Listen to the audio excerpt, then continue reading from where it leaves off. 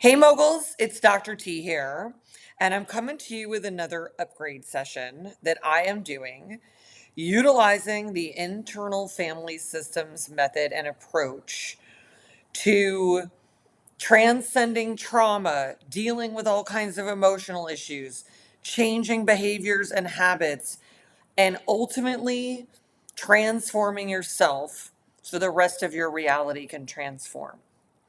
Now, I've been doing these upgrade sessions with IFS more recently. And I've also, as you know, if you've been watching this channel, been sharing these sessions and exploring this process and learning a lot about internal family systems and Dr. Richard Schwarz's work and this methodology he developed and has been nurturing for 40 years. It's finally getting the attention and the traction it deserves and the acknowledgement for what it is and what it does.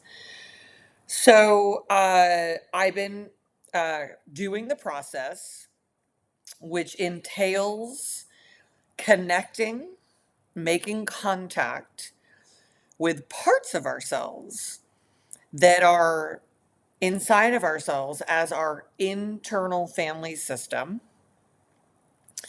Who knew we had an internal family system, but we do. And connecting to the fact that rather than all of these years of life and all these years as a psychologist and all these years of me helping people with turn their negative emotions into their intentions and create their new realities, empires, dynasties, destinies, all of that. Um, who knew until now, and I'm so glad that I know, that these are not just random thoughts and feelings, these are parts of ourselves and their voice and their experience and what they're trying to do in their roles and the way they're trying to get their needs met.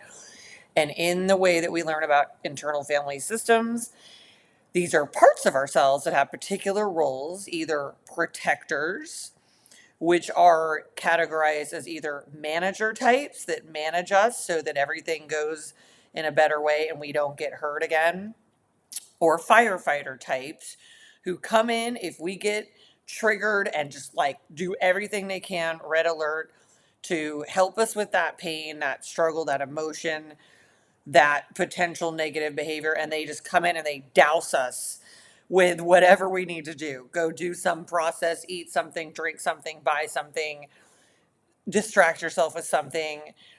And uh, and while that process can do something in the immediate, over the long haul, if we just keep re-experiencing chronic trauma and these parts keep activating in the way that they did in the original moments when they formed in order to help us deal with situations that were overwhelmingly stressful, traumatic, where we had no control or power, which is often from the time we're a little kid. But I want to say, I want to hear more and more in this world about people not just talking about childhood trauma, but talking about adulthood trauma, because that shit is real.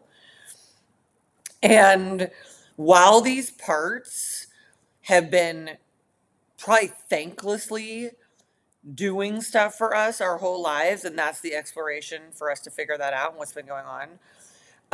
They've also, again, been protecting these parts of us that have been 100% exiled. Those are the other parts, the exiles, who got so damaged along the way in our family systems, in our system of society, in what I can just really say, since I was first in this world, wondering what the fuck is going on here and why is this place so horrifically stressful for people, and my poor parents and my family members and everyone I've ever met that is like struggling under the weight of the stress in the system that humans decided to create for themselves. Like, and I've never gotten it. And I never thought it made sense. And then I was like suppressed into being inauthentic. And I was just like, what are we doing? We could create anything. And we created a system for generations and generations that suppresses people, stresses them to the brink, makes them sick, miserable, depressed, anxious, angry, violent, dysfunctional, and living in scarcity from ever getting their actual human needs met, which I think is the biggest crime of all and the biggest traumatic experience that is chronic for every single human. And again, I've never understood why us humans were given free reign to create anything we wanted. And what we created was a system where everyone has to do all of this work in order, like, I got to do work, you got to do work. All these individuals have to do work. Instead of being in these amazing tribes that create together, all these individuals and individual families that they made individuated, the system made individuated so they could divide and conquer you and isolate you and control you. They decided to make a society where you have to do all of this and you have to do all this so we can then exchange this money for food and goods and services instead of having a system where everybody can just have everything they need, which is completely available as well. It always was, it is, and I've never understood in all my time on earth, particularly in this lifetime, why everyone has to suffer so much and why we have to kill ourselves to stay alive, which is an oxymoron, and that's why no one feels alive. They feel miserable, and only a teeny tiny select few people in the world ever have freedom from this situation. And even when they do, they can't enjoy it because the mass population is going down. So then they have to spend their whole life trying to bring everybody up because they feel so guilty and their environment is fucked up no matter what big fortress they build. And this is just all the effect of extreme chronic stress that is now so bad that the biggest, most prosperous nation in the world, as it once was in the US, and all the westernized nations and everyone that they influence with exporting their trauma, has the highest suicide rate of anywhere in the world. And that was happening in 2019 when I first did my TED talk and was talking about this. So it's not working. And people are getting worse and worse because we're requiring all of these things that humans have to do to even be able to like they have to go kill themselves so they can then have enough to have like a bite of food instead of like let's have a system where you just have a fucking bite of food and be done with it. Sorry, I'm like that's not what I expected to say tonight, but um with that said, all of the stress that people are under ultimately creates extreme and eventually complex trauma, no matter who you are.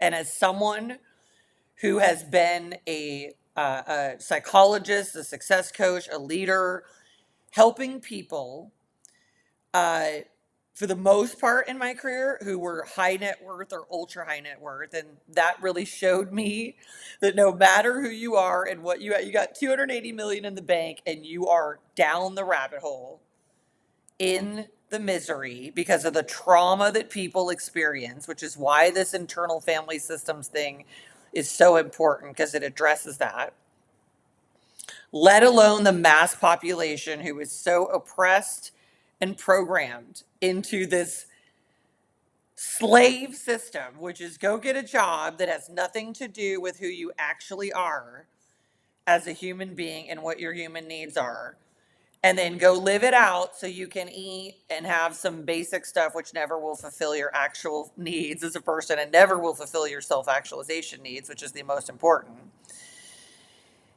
And we have people do that their whole lives for 50, 60 years or whatever the hell it is. And this is what trauma is. Go do something that you have to do when we programmed you to be a slave.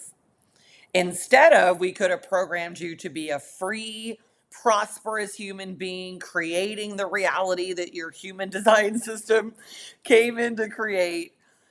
And when we know, by the way, that the population of people, the minority of people that ever do that, create the greatest things in the world, live out their actual purpose. We are all in awe of them. And everyone else got programmed into the slave system because that's exactly what it is. Because they want you in that slave system so they can extract from you, control you, scare the hell out of you with the news and all the crap and the horrible dramatic TV where everybody's killing each other, and then you're watching the serial killers stories and all this crap that's awful. So this chronic trauma of a society that programs negatively with just a teeny hint of positivity to make it seem like they actually mean that, when they are, the powers that be are literally freaking terrified of the revolution that is coming, which always happens. There's always a revolution when the empire is on its down cycle and crumbling from having extracted, enslaved, controlled, and conquered people into a pulp, into suicide, into literally being an over medicated, walking dead society. And eventually, people come through a revolutionary process because when you do that to people, they rise up and create a revolution. And that is what is going on. And that is what is happening, in my estimation, as well, with the lovely work of internal family systems and the beautiful stewarding that Dr. Richard Schwartz has done for 40 years to bring a revolution in transformation. And as someone who has created a revolutionary transformational methodology that's been transforming people for years as well, and is also like the only reason that I'm even sane enough to be here and alive, I just want to say hats off, because as I keep engaging in this internal family systems process, applying it to the other transformational methodology that has come through me, that I'm creating and using, and other transformational methods on myself and my clients, and now decided to start to show people this, because I'm so tired of people struggling with transformation when it's being talked about on millions of channels at this point, and yet the numbers are getting worse and worse. And I just felt compelled to start to be more authentic about my own journey to transcend dysfunctional family systems, dysfunctional societal systems, and the extreme trauma that has come. Even though I am someone who has essentially gotten to live out so much of my purpose, bring so much of myself forth, feel empowered, and yet, even doing all of that, first following the prescription that was given to me in slave school, called the public school system, that generations of my family members followed, then eventually becoming an entrepreneur, then eventually becoming that much more empowered, and still coming to realize that no matter how much I engage with that system that keeps telling you to effectively hurt yourself doing things to then support yourself while it's killing you, and the numbers in humanity are getting worse and worse and worse, I just kept getting the message from the divine source that flows through me that I'm here not just to train people and say, here's what to do. I'm a psychologist. Here's what to do. Here you go. But I'm here to show it, because I'm in it with all of you. We are doing this together, and it only works that way. And so I've come to a new point where I am showing more and more of the process that I have to do on myself, especially being in the trenches doing transformation, because it seems like it's all kind of cool from the outside. But I'll tell you, quite honestly, it's really fucking brutal sometimes, because I know how to be at a higher level. But people like me who do transformation, and anyone at all who has ever felt like they're functioning quite well, but then they see people around them that aren't, family members, friends, and they go down into the trenches. This is what happens when you're doing transformational work as a leader, and that's your job and your role. You go down into the trenches, and it's actually quite risky. And to be quite honest, I did so many years of transformation with people. I kind of damaged myself a little, and I'm doing some repair from that process of being like, well, I'm doing great, but I don't want to leave people behind, and finding new ways to do that. And one of them is spending more time doing transformation on myself, fixing and healing damage that was done left over from my childhood, continuing on in my adulthood, having to be an inauthentic version of myself, trying to change that in my family and failing because that's not the version of me they want. And so letting that go and trying to, as everyone is, carve out a life in this modern society that can represent exactly the way I'm designed, exactly what I'm supposed to be doing in this world, and not hurt me as I'm supposed to be taking care of myself and supporting others. And also just adding in, having had some of the world's most amazing clients that I am so grateful for, I've also had a couple who slipped on in to being a client and I knew better, who also, due to their trauma and difficulty and not in our system, not fitting into the model of um, the basic levels of what help is provided, and then just absolutely taking that out on me and coming,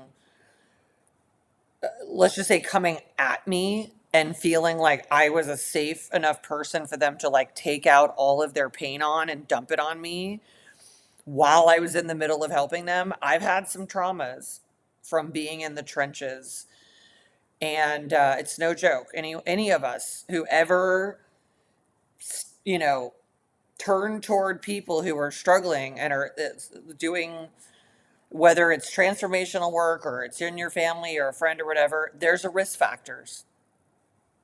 And that's why I'm here to show more about how we can transform using different methodologies. And the one that I'm focused on right now is the internal family systems approach. And I'm going to go into that process here in just a moment. And I have been exploring different parts. I think at this point, I don't know, there's a handful of them that I have found. I'm feeling so much more used to being like not just authentic like I was before, being direct and being uh, forward moving and progressive as I was for much of my life. But I'm here just being authentic, even knowing that like maybe there's a bunch of stuff I shouldn't say, but I don't care anymore. That's not a way I'm going to be living. I'm going to say what the divine source that is talking through me is telling me to say. And I can understand why there are probably a lot more parts in us than people realize, but it is kind of a weird thing to discover. I'll be really honest. I'm like, fuck, how many parts are in there? But I have a feeling that based on modern society and the systems that require us to do 5,000 things a week just to run a reality for one single person, let alone a family, my God, let alone a company, the amount of things we have to do now, be good at, endure with the weird shit going on in the world that I cannot fathom. I literally had to leave the United States because I could not watch it anymore. I was just making me sick. I'm so glad I'm out of there. Um, I can imagine why, if I've got to, if I've got to have 12 subscriptions, technological software subscription just to post a YouTube video to help somebody. I can imagine why a lot more parts are developing in people. The more stress that we have, the more parts are developing. Some are from early childhood, some are from adulthood. And I'm like, okay, there's more parts. So let's check them out. This is our internal family. This is the way we want to think about it. Our internal family, the more that I am learning and discovering how it is versus my previous model of being like, well, I'm a self, teaching people how to have a relationship with themselves. All my early content is about that. And realizing there's a bunch of role players inside of me, and they've been playing certain roles, doing things for me. But like in any family, there needs to be growth, upgrades, those roles need to change. And like in a regular family, people get locked into roles from the time they were little and they live them out their whole life. And I can't freaking stand it. And I busted out of my role as the like good girl, caretaker, nurturer person of one way relationships where I show up for anybody's crisis and then nobody wants to show up and do a damn thing if I, need a moment of support in my life. It's just like locked into those roles. And just like I'm transforming to go, like, I'm not doing one way relationships anymore. I'm not going to be the only one who grows in my relationships, the only one that pushes themselves to grow. The reality is that any system needs to grow and the people in it need to transform and upgrade and their roles need to change. So the point with internal family systems is these personalities, these parts inside of us got old roles and they need some help and support. They need some attention. They've been abandoned.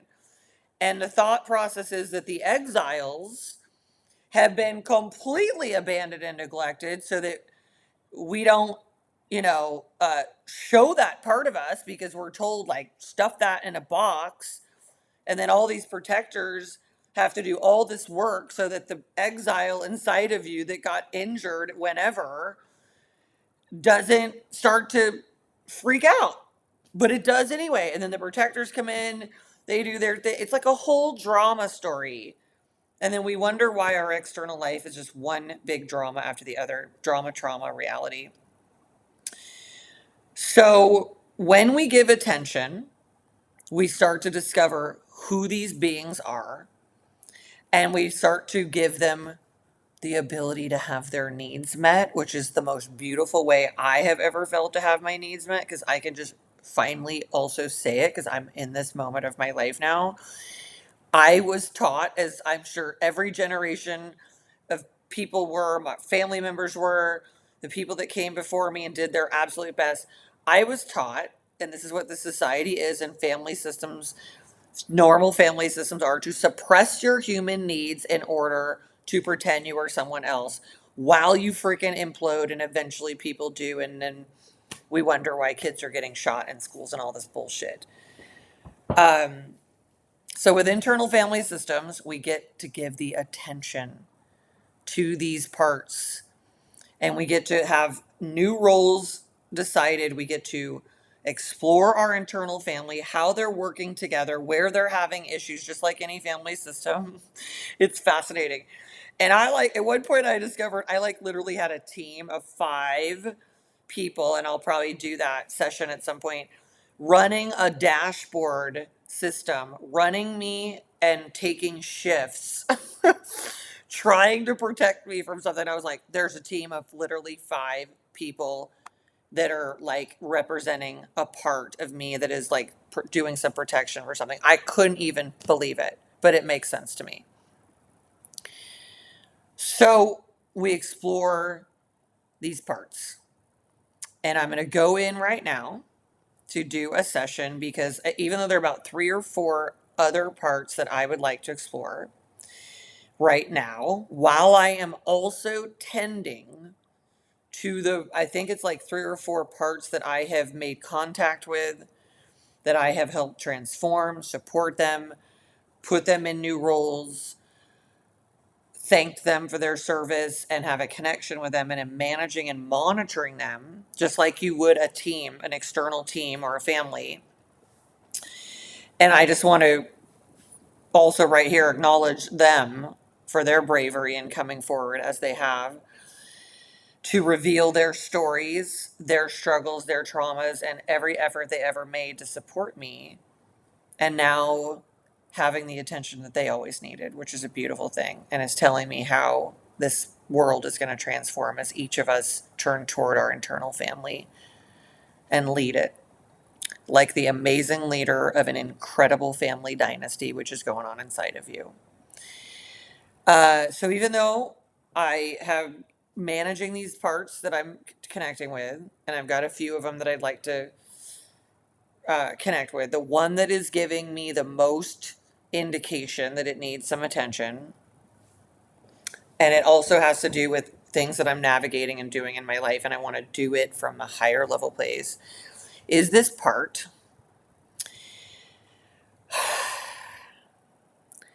that gets into dysfunctional partnerships. And this part that gets really hurt in those dysfunctional partnerships.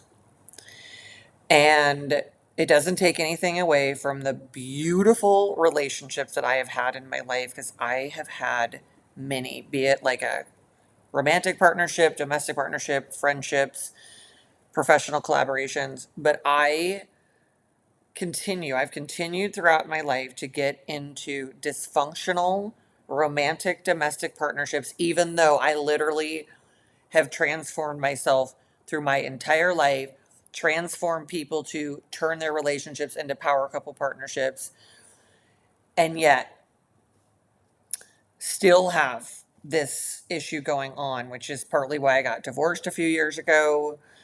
And have spent much of my adult life working on this issue, but finally coming to understand a lot about what's causing it.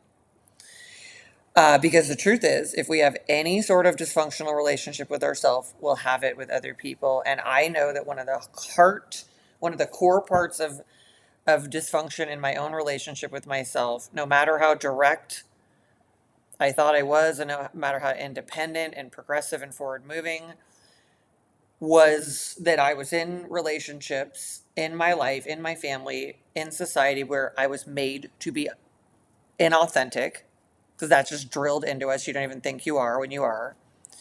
And I was in a dysfunctional relationship with myself, not really realizing, thinking I'm one of the most authentic people that I know. But there were areas where I wasn't, where I was literally catering in relationship to my elders, particularly in my family, and to other similar people, because I was just scared shitless of these people and their horrible reactivity. Um, if I wasn't being inauthentic, and I tried to be authentic and actually have a real feeling and have a real perspective on something about our family or life or the relationship. So being in inauthentic relationships, it makes sense to me that in one with myself that I could end up in these type of partnerships. But I'm still pretty surprised at the level of how dysfunctional my last romantic domestic partnership was. And I'm still surprised at the level to which I have gotten into relationships with business collaborators in particular, who are supposed to be helping me with my business. And where I got to say, this is the area for me that is the tie for the winner of like romantic jacked up partnerships and these jacked up business relationships, because same concept. I keep thinking that the people are who they say they are, and I end up in these relationships. This part of me keeps ending up in relationships where I'm making agreements with people. I am exhausting myself on the front end, trying to be clear about what is needed, who I am, what type of partnership I'm looking for. And it could be like a marketing company, could be any kind of company that is working on my business. And I just, one after the other, and I have spent probably $500,000 on different vendors to build up my business, who basically didn't do anything that they said they were going to do. And as I go forward in some new projects, I'm so glad to have internal family systems to start to address this issue and what's going on inside of me that is causing that. So this part, all of that background to say that this part is the part that gets in dysfunctional partnerships, romantic and professional, and gets hurt, overgives, and has what I will refer to as a level, like a pretty much a overall thing called a one-way relationship. And in the one-way relationship, I literally overextend myself, give everything, strain myself to be doing my part. I grow and grow and grow and grow and grow as a person. And the other person doesn't do their part. And then when I try to say something about it and I want to upgrade it, they turn it on me.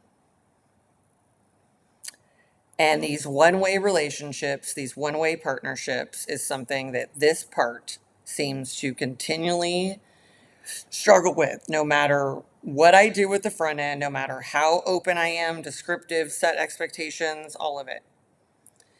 And I really want to understand this part's world, what's going on, why they're doing what they're doing, and I want to help them. So we're going to go into this session with the part. I'm trying to name it. The part that has these dysfunctional partnerships slash relationships. And what's been happening is the parts usually have kind of like a name. I don't know what the name of this one is. It's not really giving it to me like it does. Like,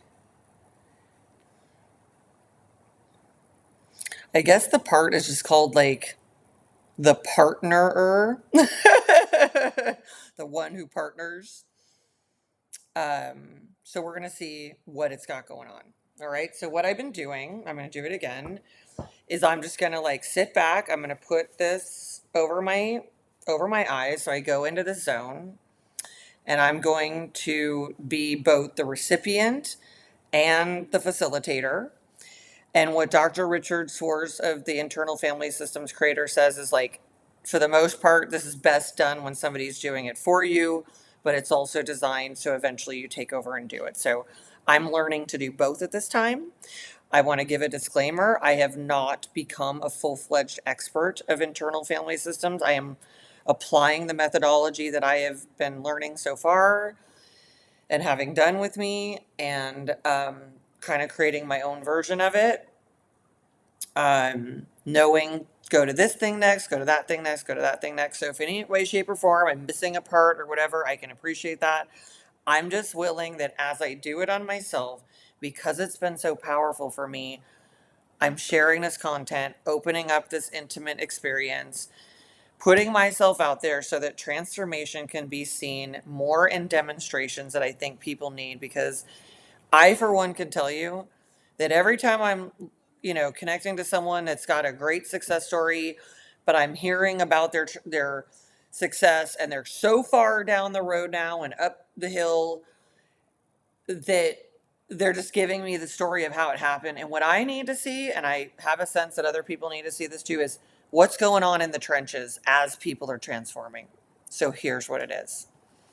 Okay, here we go. I'm going to get comfy. I'm going to get in the zone. Gotta watch the time. Okay. And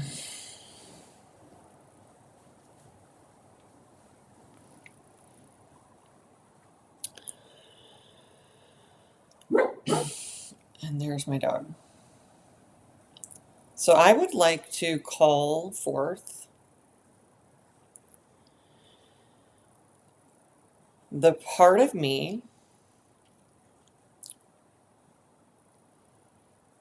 that has dysfunctional partnerships and relationships.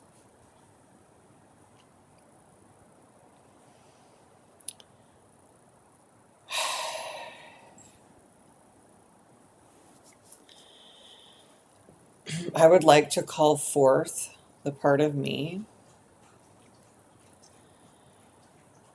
that experiences these painful relationships that does these collaborations in romantic domestic partnerships and in business relationships and ultimately in what are essentially very important relationships.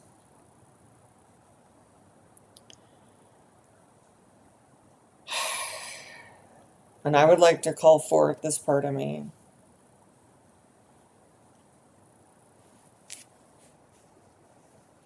who gets hurt in these relationships.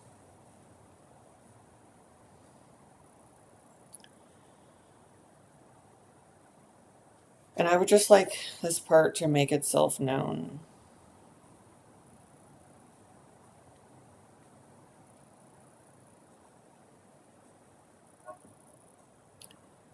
And as I connect with this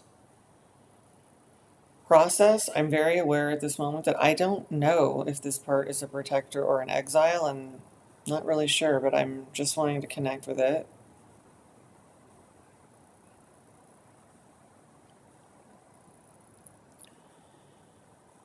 And as the process goes, the place that I feel this part showing up in, where I carry it, is right across this area, this chest area.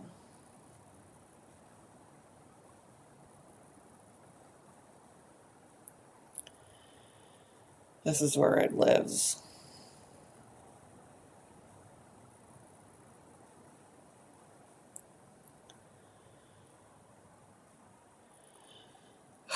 And I'm taking note that in the human design framework, which is something unrelated to the family systems model, although I think it's related, but that this is the area called your emotional authority. So this area, the chest, this is a big emotional area. And I'm feeling this part show up here. Thank you for coming in.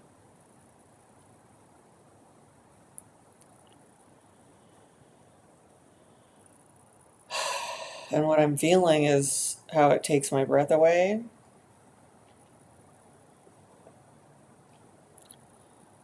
And something I wasn't realizing that much throughout this day, which is how raw this all is here. It's like a raw,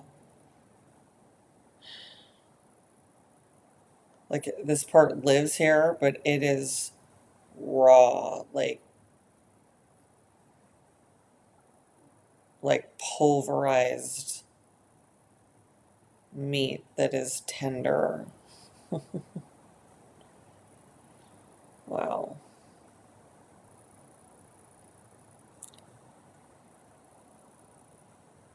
And this part that's showing up, thank you for coming in. I really can feel it's like,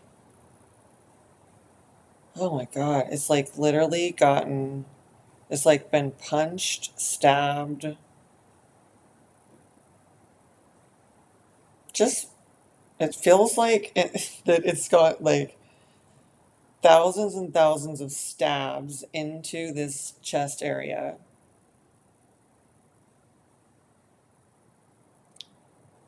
And as this part sits here,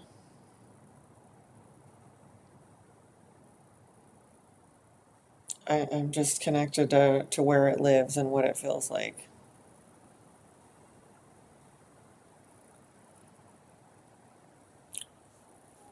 Ooh, that hurts. Okay.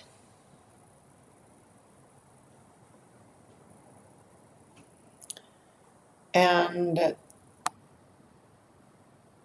so, how do I feel toward this part?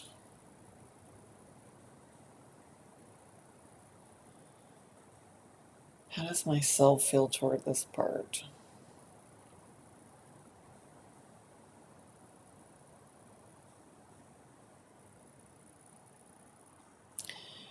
The feeling is just like shaking my head.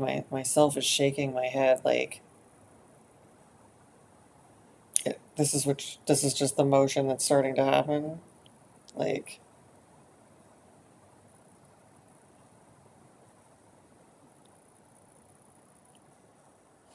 Like, this is just brutal.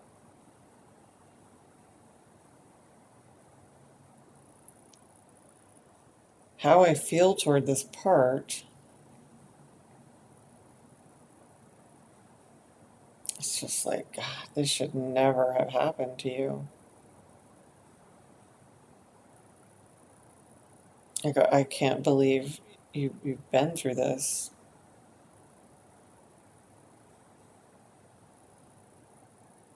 It's just disbelief. Ooh. Oh, it's shock.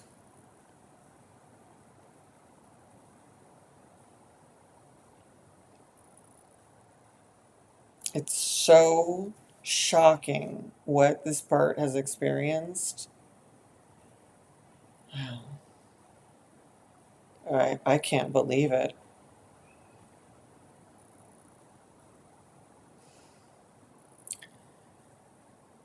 The way I feel toward it is I cannot believe that in everything that Tracy has done to be of good, positive influence in the world, everything this part has done to partner with people in relationship, that it has been brutalized this much. I, I'm just in, the feeling is just disbelief. Like, I can't even process it.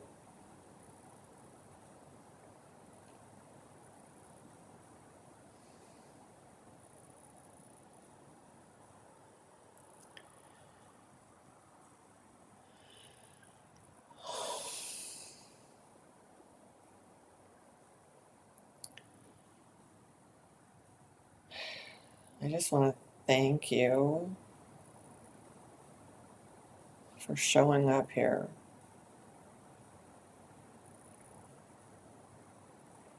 Thank you.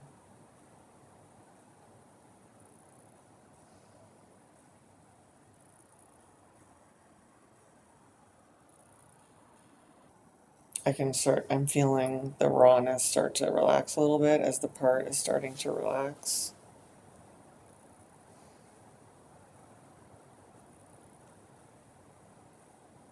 It's thanking me for understanding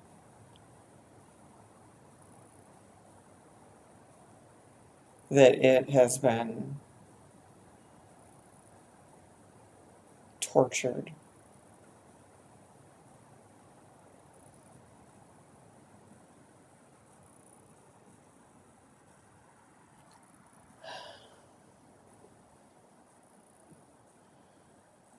It's calming down as it's thanking me for seeing it.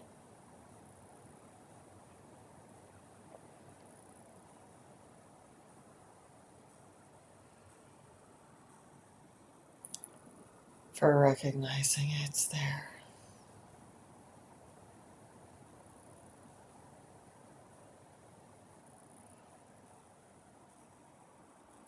It's just kind of telling me that it's glad that I'm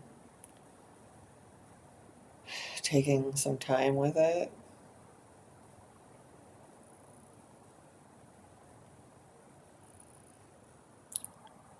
because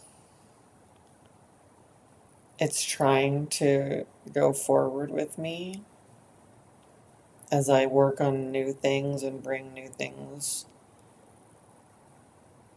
into the world. And it's saying, oh, it just can't keep doing this.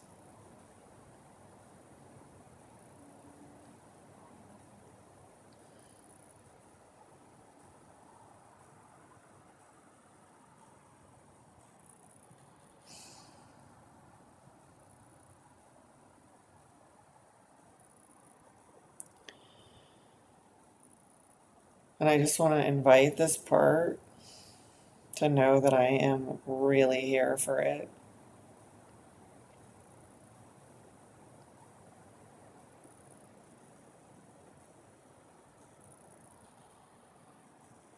And that I want to know what it's got to reveal to me and let me know what it wants me to know.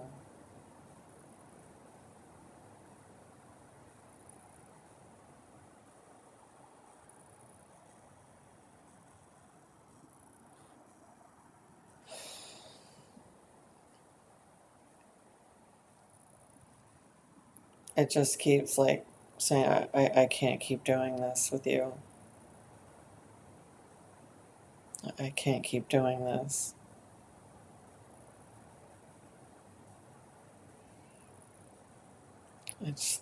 I understand. I'm here.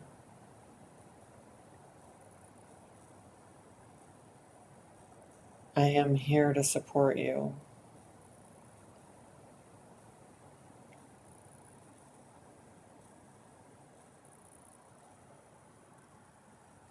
It's saying that this last round of, first of all, these business relationships with service providers who are supposed to be building parts of my company. It's saying with all these marketing people, they're all in that category, that this last round of dealing with them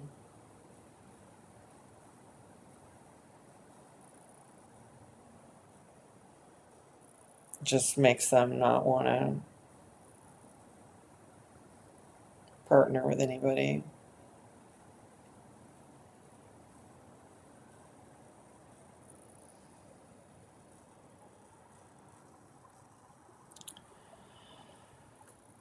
It's saying that this last round of dealing with clients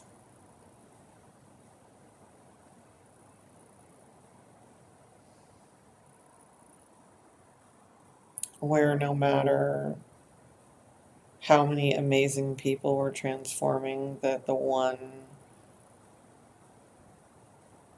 person that wasn't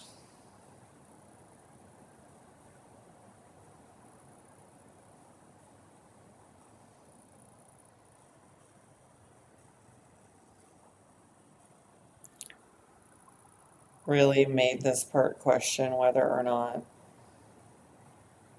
it can continue helping me help people.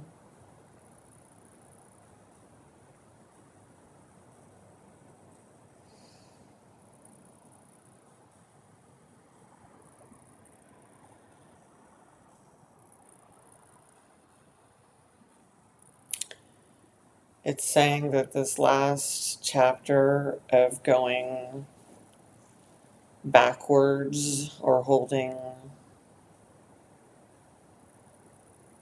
myself back in order to bring some family members forward with me,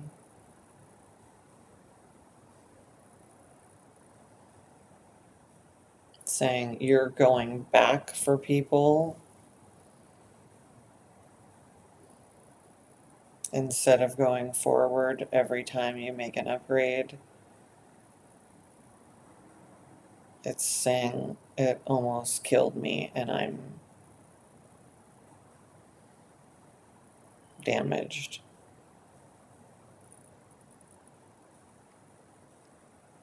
And I need a new way.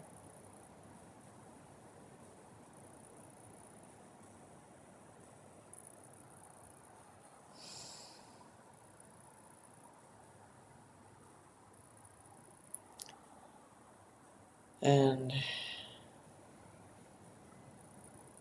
how I feel toward it now is very aware that I was abandoning it.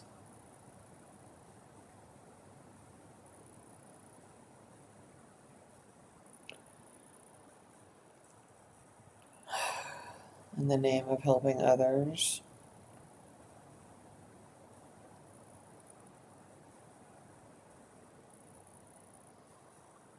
And I feel badly for not seeing how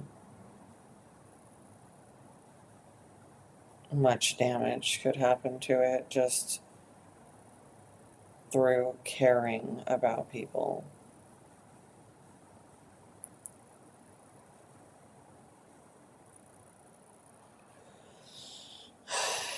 And the way I feel toward it is I feel very sorry that I heard it, that it's very hurt. And I'm feeling responsible.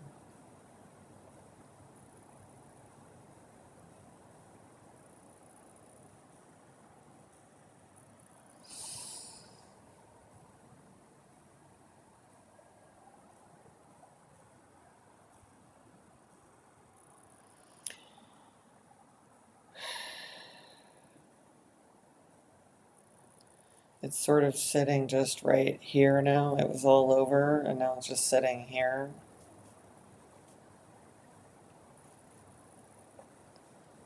Just feel like pushing in on it because it hurts.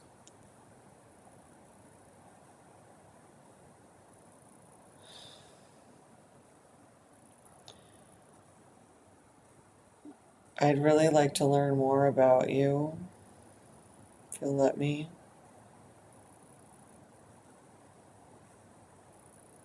And I'd like to help you, and I'd like to change things if you're open to it. Mm.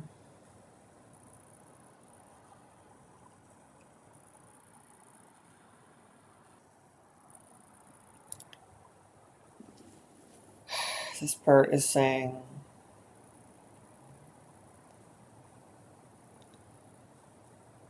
like it's like talking. It's like I'm so tired,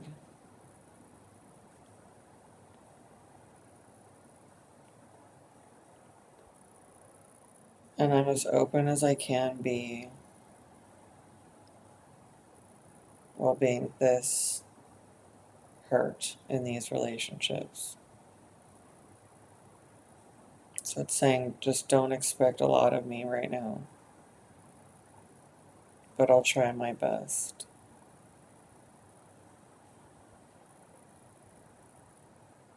Thank you.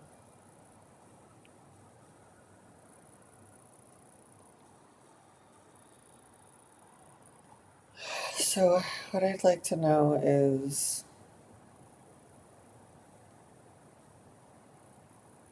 what do you think would happen to me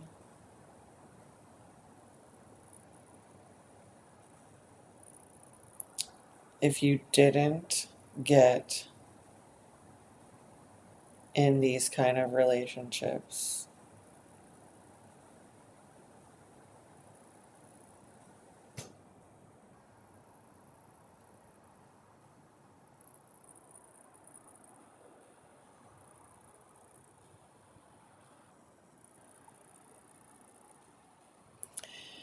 I need to be clear. Whatever is being given to me back from the part. That's all I ever do is just say it. It's saying, in case you don't know, I'm one of the really injured ones.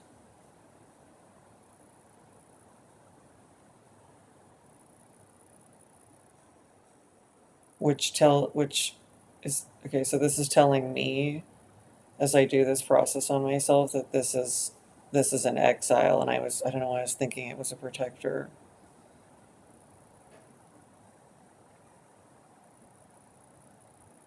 Okay, that's a little different than what I thought it was going to be.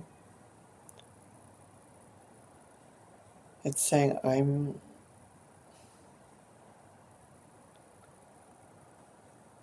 it's letting me know that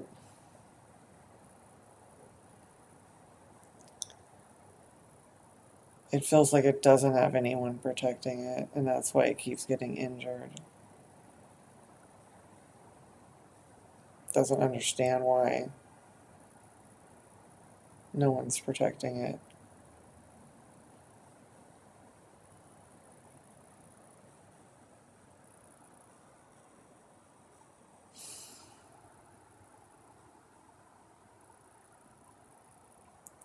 So it's letting me know that while it's a super wounded part of me,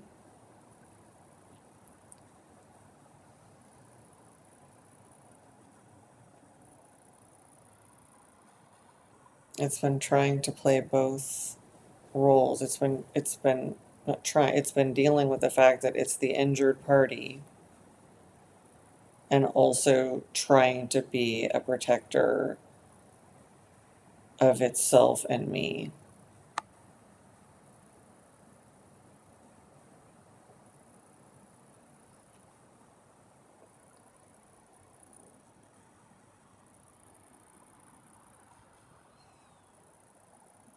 I just want to thank you for letting me see you.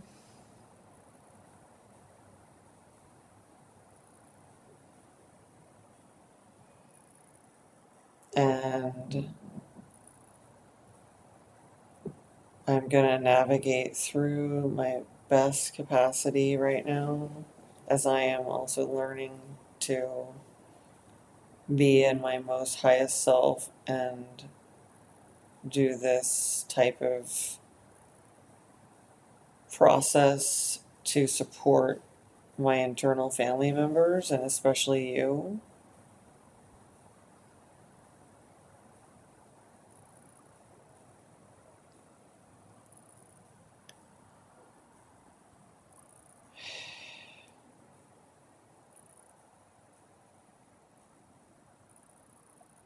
So I am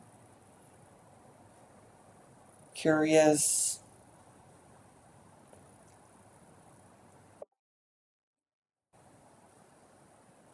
I've got two tracks because you're both an injured party and you're also a protector. So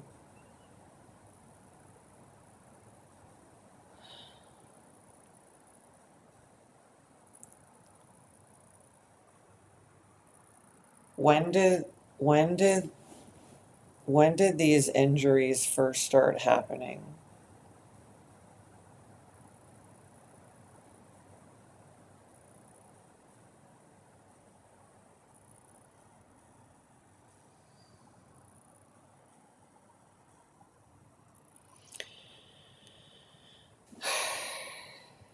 The answer is like went 7, 3, 4, like a dice rolling, and then like it's pretty much from the get go.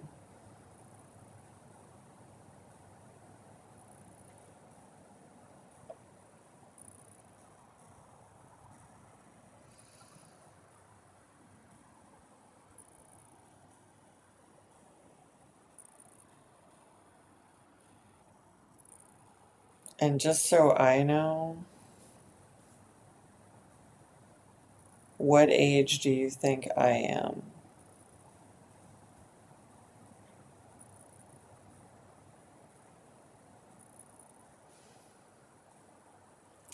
It's giving me 2 or 3.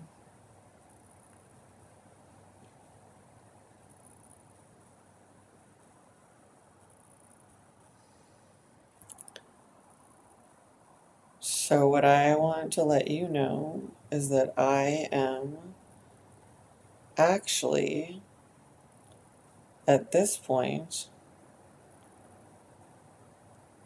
a mature adult. And I can handle whatever you need me to know, and I can handle things.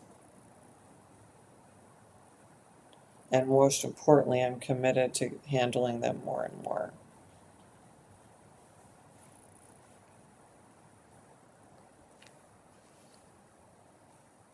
Checking on my time. Yeah, the time is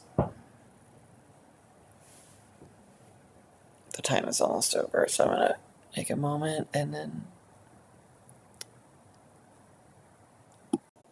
okay, just continuing on.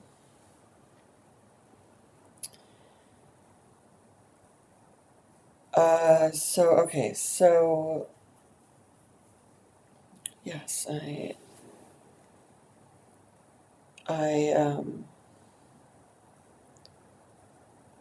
I understand this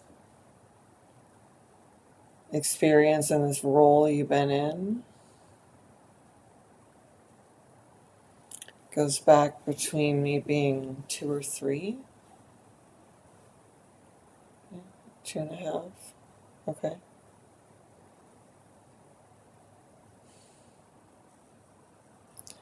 And again, I just want to say that just so you know, I am here in support and to learn and to understand and to help.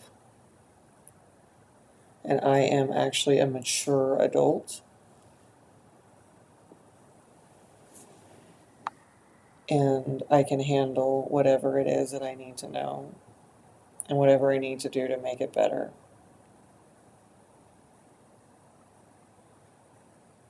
And whatever it is that I don't know how to do, whatever I may have to go learn, I promise you I will go learn it. I will figure it out. I'm here. I will get whatever help I need to help you have what you need.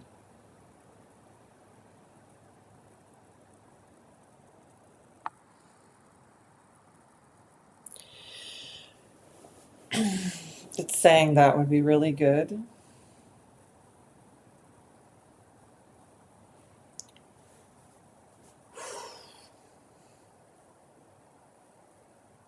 because it's like it's saying the word like shredded. It's saying its little body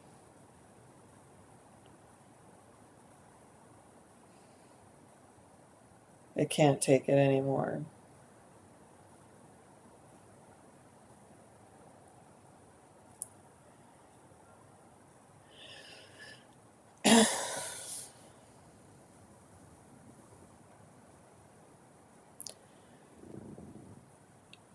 So as I am standing in this room with this being,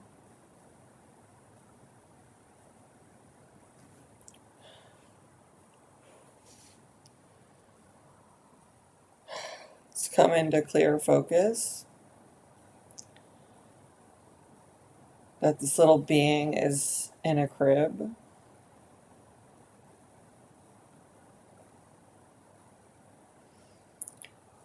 It's in a room all by itself.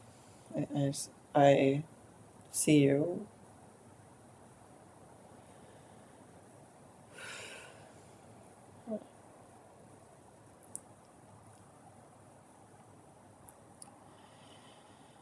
And I just want to know, is it okay if I come more near you and be with you?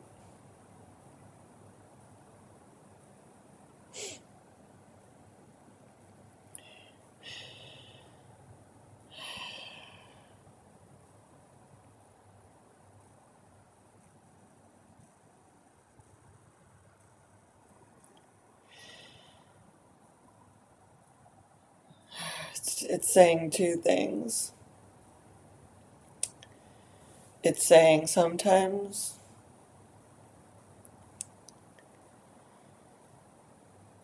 I just want you to be here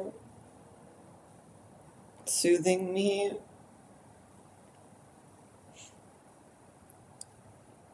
when I'm in my crib.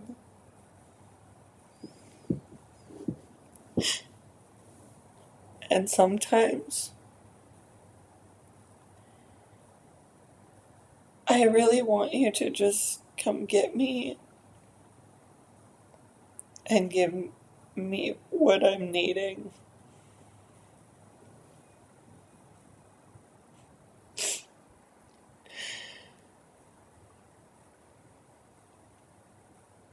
So it's wanting me to make sure that I understand that.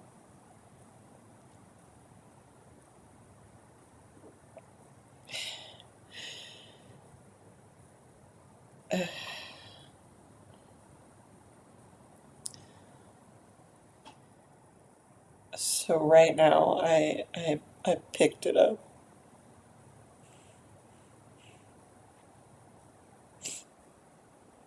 and I'm holding it and I'm bouncing it.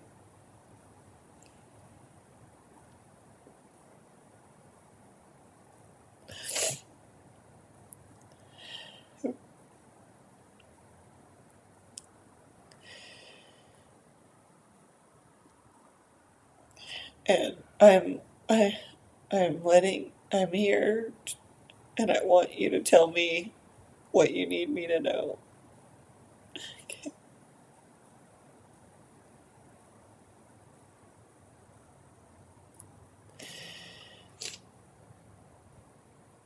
I would like you to tell me about your role, about your experiences.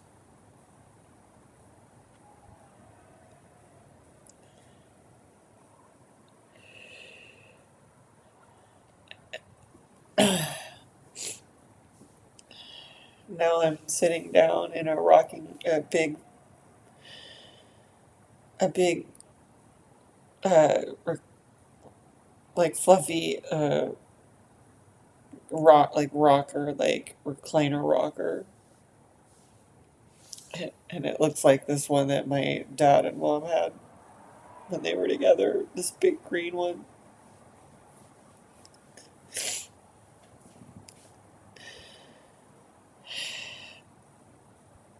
And, and I've got her in my arms.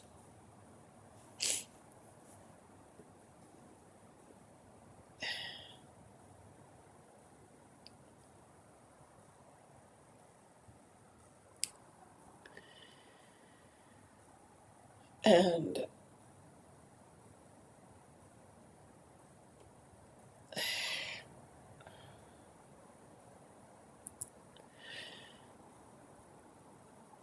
she's nuzzling into my chest in this area.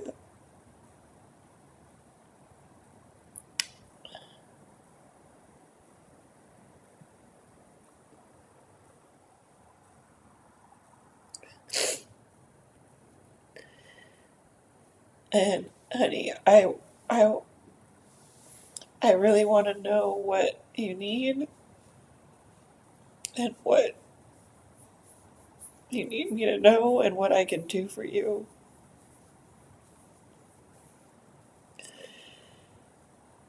And anything that you need me to know about what it's like for you in this role that you're in.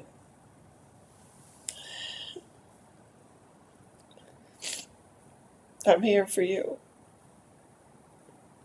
I'm here for you.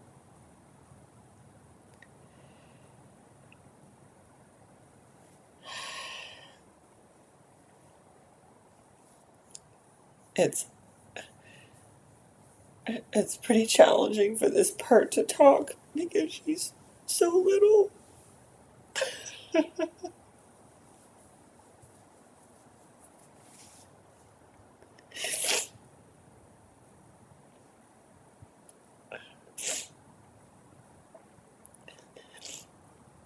But what she's doing is instead of talking, she's sending me these signals the way that little ones do. So that's all they can do.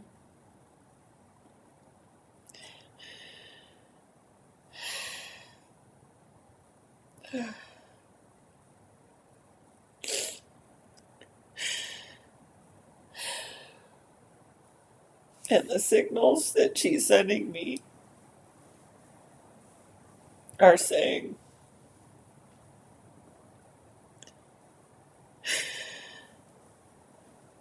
that she is the baby and she's the little one.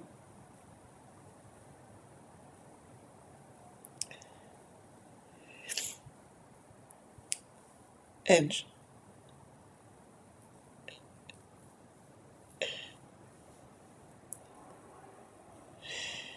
she should be taken care of.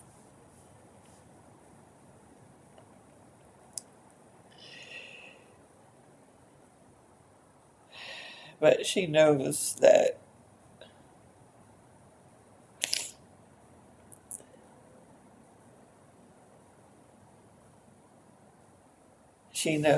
she's not supposed to need anything.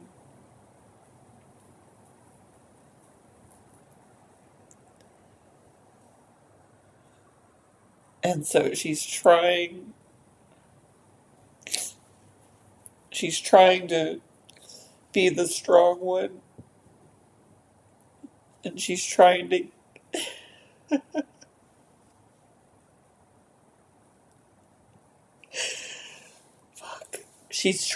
give everything that she can give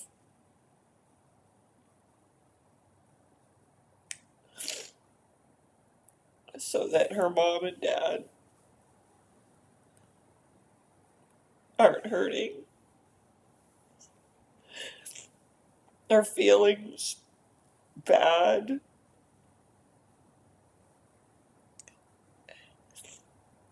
or in pain because of her and what she needs.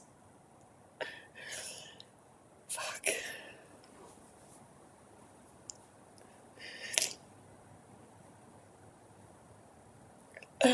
You can keep telling me what you want to tell me, showing me. What else should I know?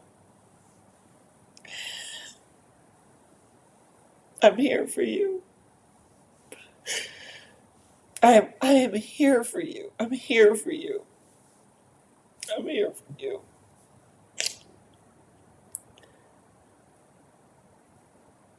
That she's really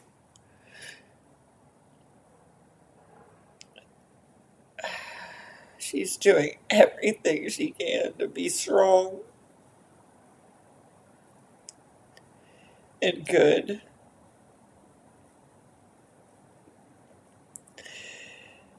and to do her part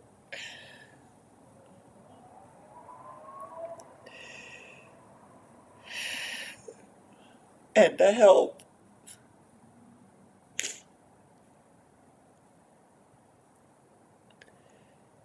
And she's just trying to do everything she can to help.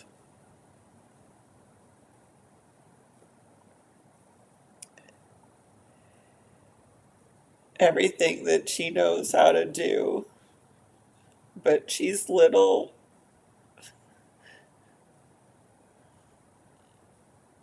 and she's tr- she's trying to be very strong and not need anything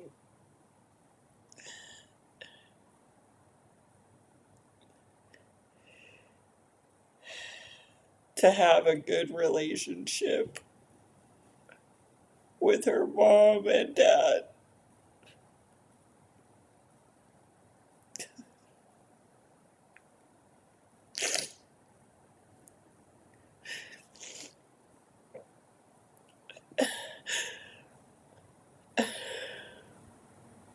I'm here for you, honey. You can keep telling me what you want to tell me.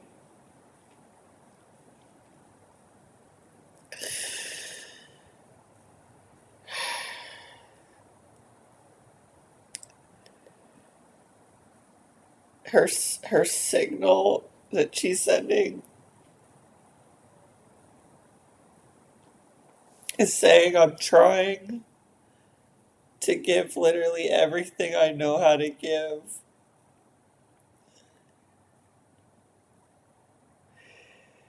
And she just keeps saying I'm trying to be really strong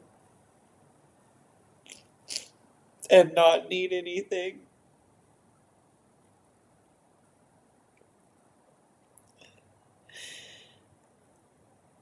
so that she can have a good relationship with her mom and her dad. And then they can have what they really want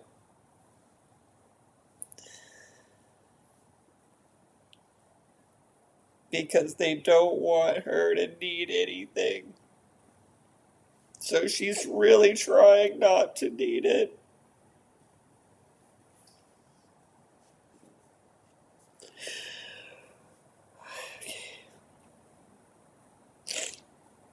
Okay. Thank you for telling me that. Thank you for telling me that. I'm here for you. I am a grown up. I am not a baby. I'm not a teenager. I am a real grown up and I'm here for you.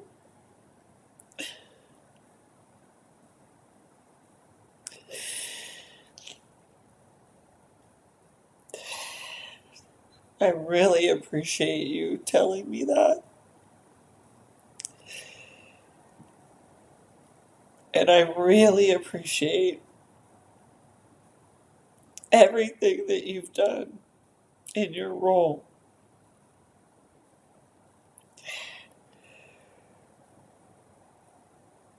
That had to be very difficult.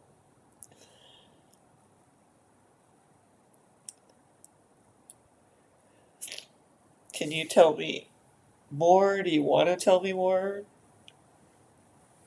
Is there anything else you want to tell me? Is there anything you want me to do?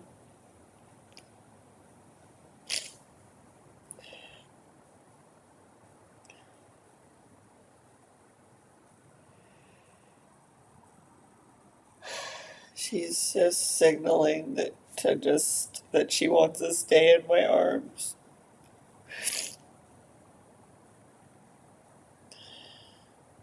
And she wants to keep rocking.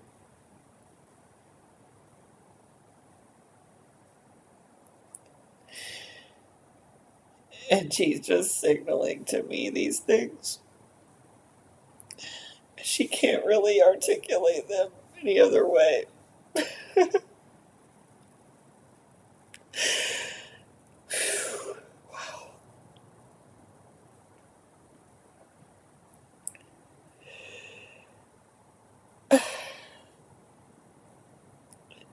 She's saying that she's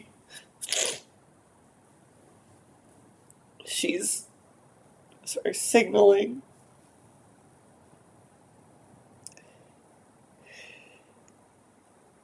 that she's just trying to have a good relationship with her mom and dad.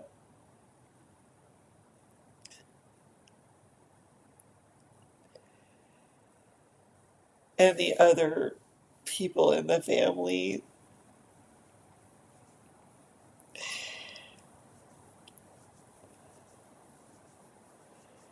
And she knows they're all having a hard time.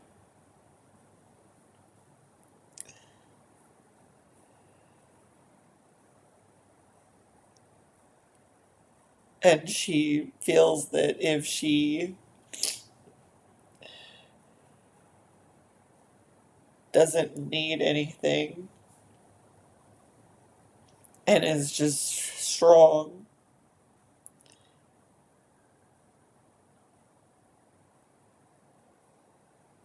that maybe her mom and dad will be happy with her.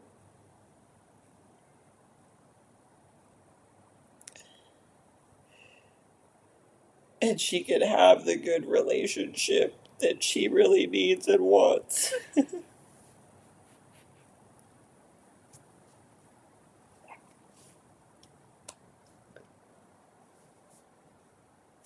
Just right here.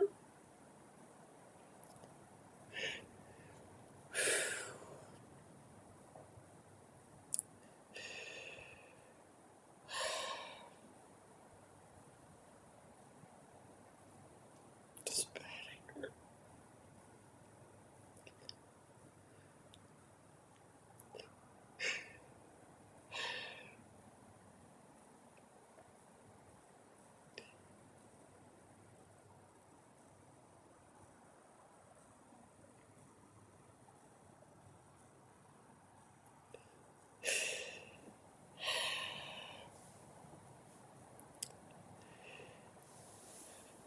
Is there anything else I should know?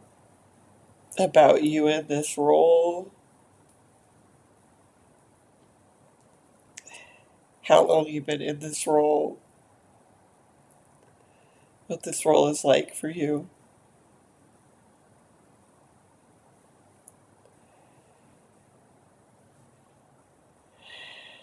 She's saying that, or she's signaling.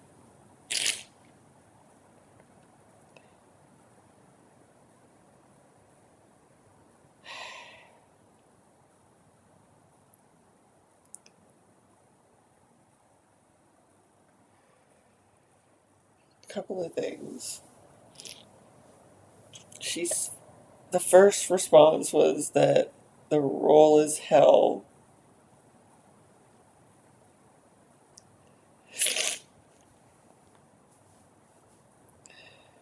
and that it goes to the beginning,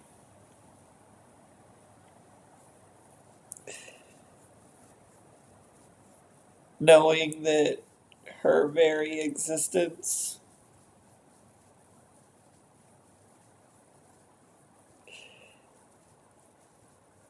from the beginning was causing pain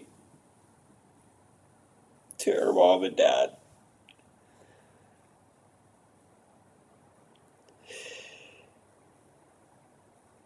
And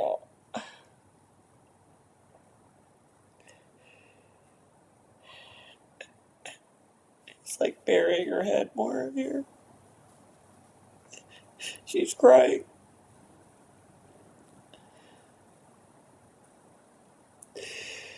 And she's signaling to me that all she wanted from the beginning was to make her mom and dad happy and have a good relationship with each of them.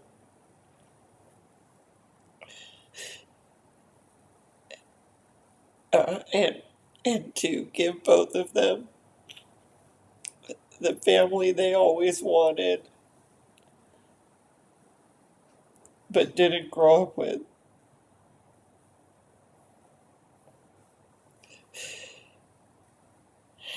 Oh man. And that she thought she was doing a good thing by coming into the world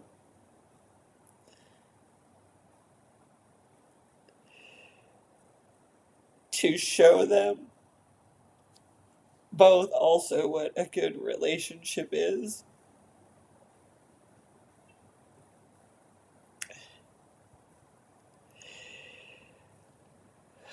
And she thought that she was going to bring happiness.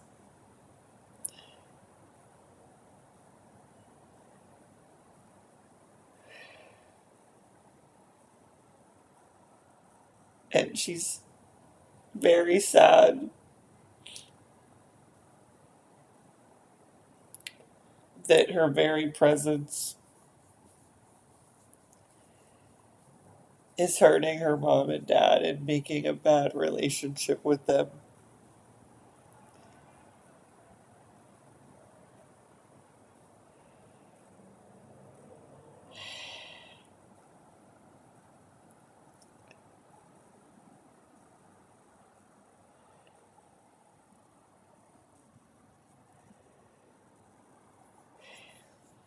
And her role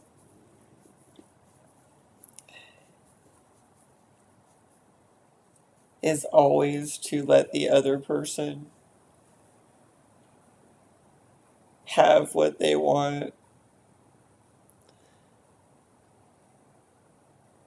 be the way they want to.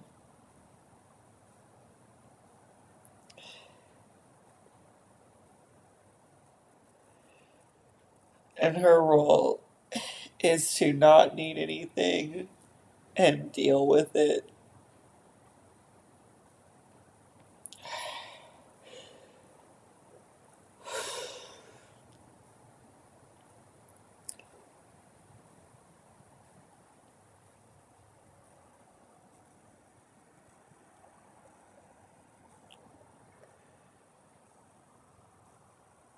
She's signaling that she doesn't Hang on. She's saying that. Sorry, it's confused.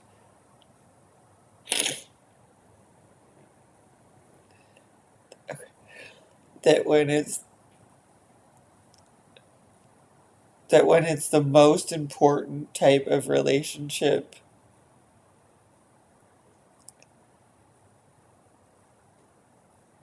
the ones that matter the most,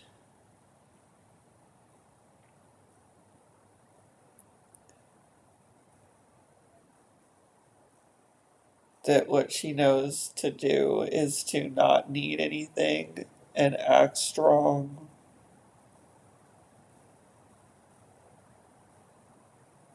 and just let the mom and dad or anyone else do whatever they want to do so they're happy, even if she's not.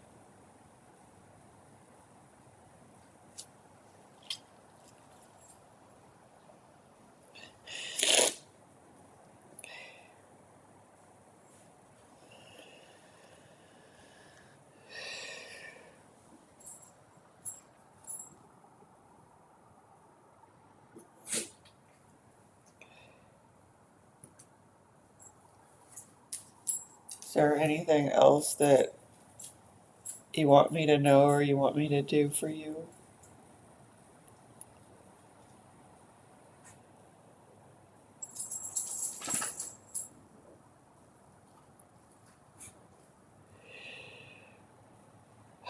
She's signaling that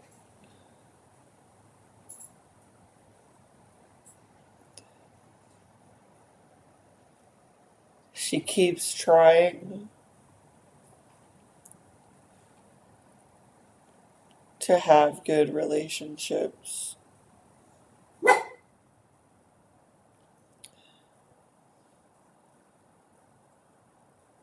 but she wants me to know that she doesn't really know exactly what to do because no matter what she does,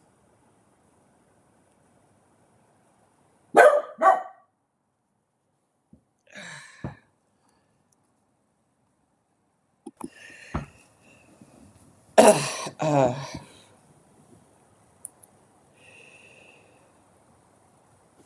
she's just signaling that she doesn't really know how to do it and that she really needs help.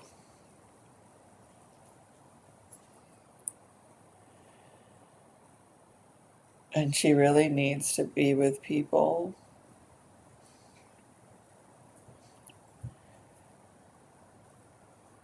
that really value her,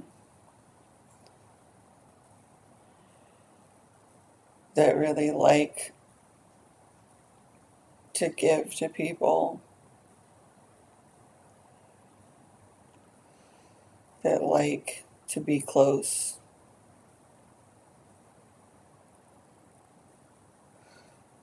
that like kids,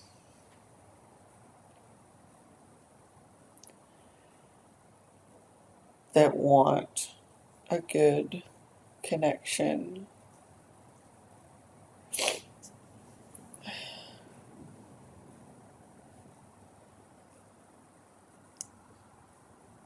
that like to take care of people,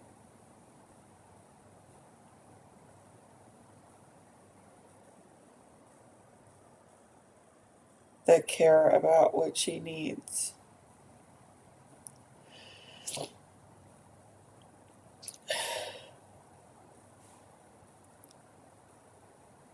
and like for her to be happy and healthy,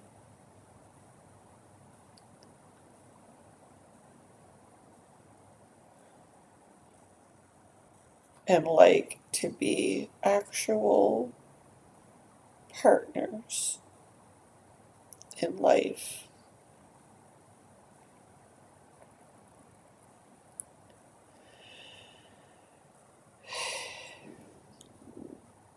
Because she's trying to be a good partner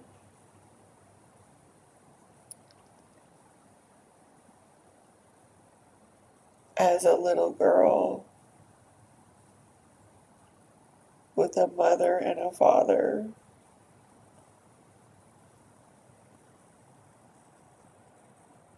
And she's trying to be a good partner to them.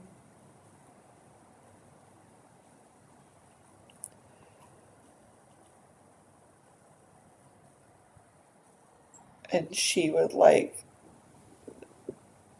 people to want to be a good partner to her.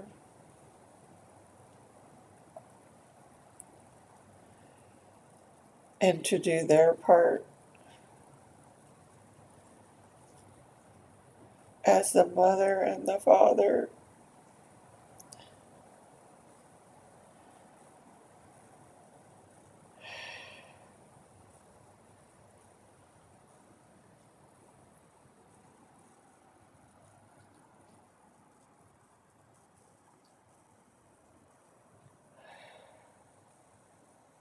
Is there anything else that you want me to do or say to anyone or take care of?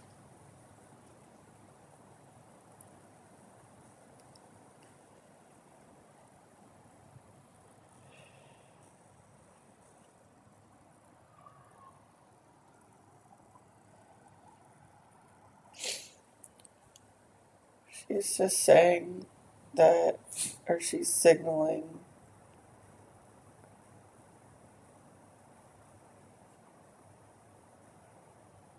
that babies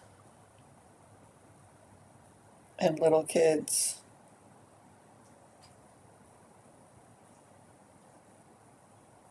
are trying to be partners and do their best.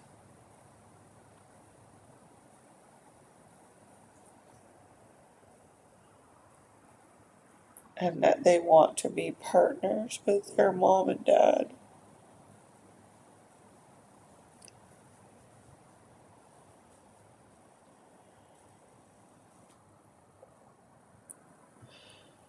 And that they don't want to have their needs hurt their mom and dad. But they have them.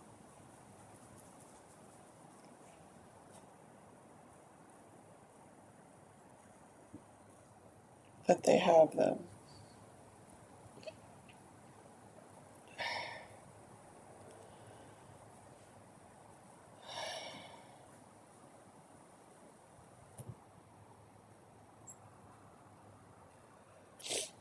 And she's saying, she's transmitting this signal that says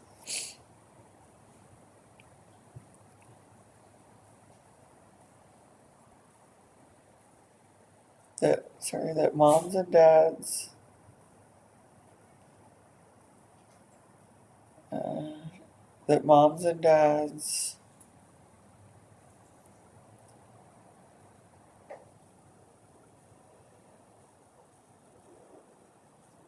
need to be the parents,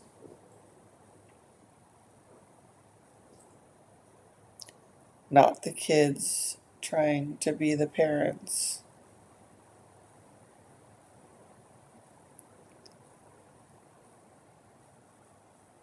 And that parents and kids are supposed to be partners.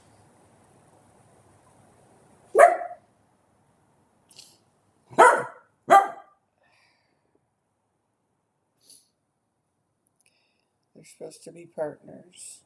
Okay.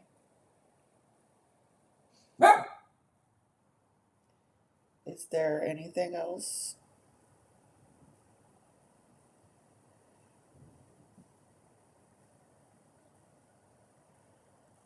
She's saying that's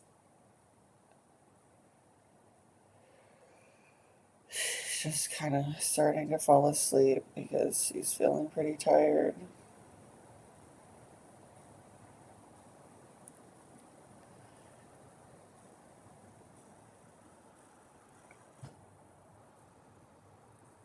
I'm just checking in with you.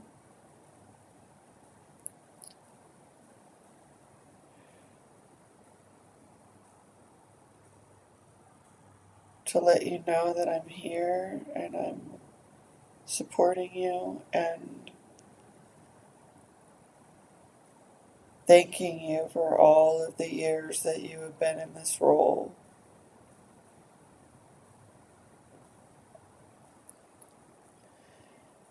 And I just want you to know if there's anything left that you want to tell me to unburden yourself,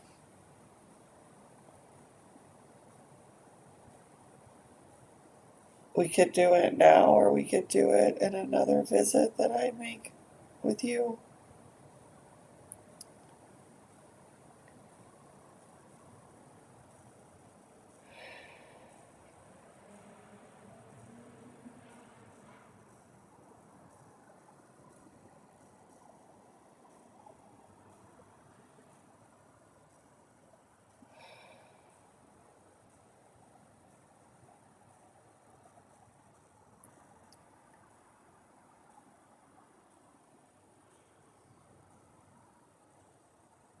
She is just tearing up.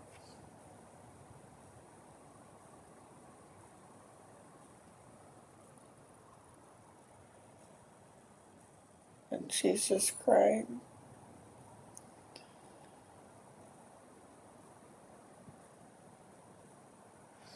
Just rocking her.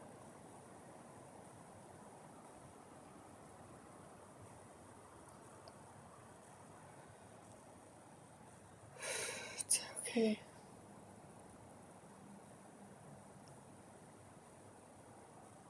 It's okay to cry. It's okay. Let it out. You can let it out.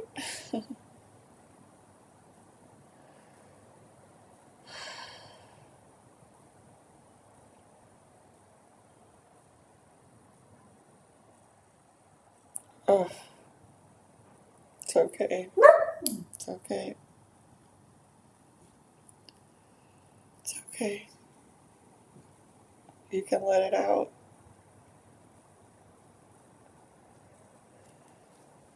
It's just okay. Just let it out. You're safe. You're loved.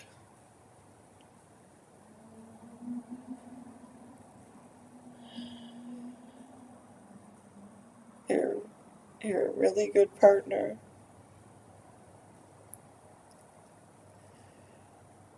Thank you. I want to acknowledge you for all that you did to be a good partner.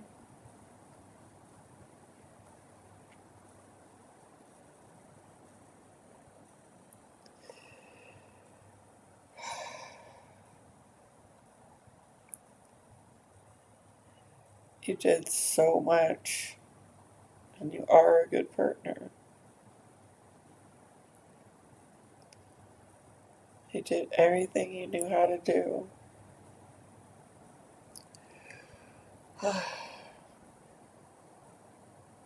Oh,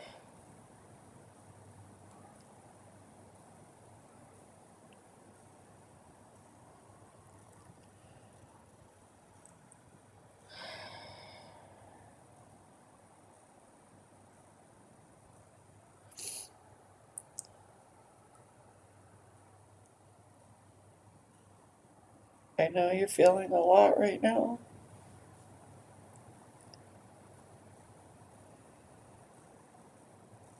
but I just want you to know that you don't have to stay in this role.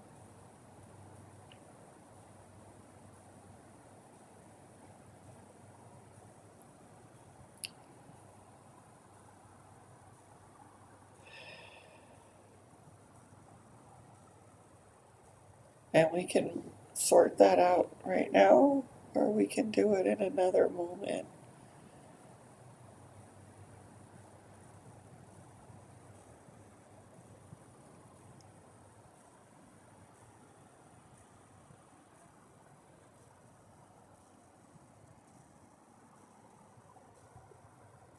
She's saying that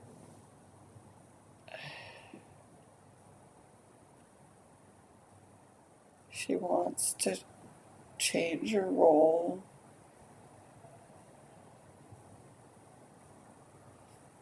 she's wanting to be strong to do that.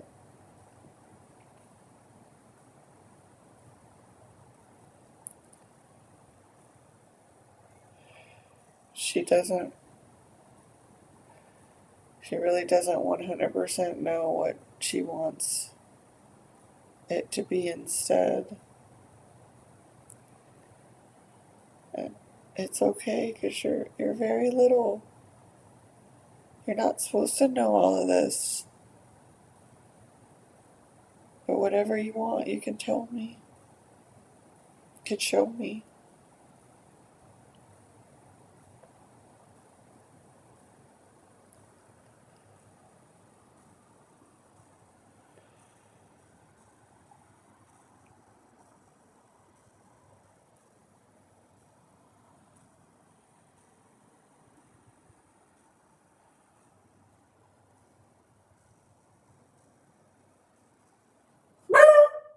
TJ, shh. TJ, stop, please. TJ, stop. She's saying that she.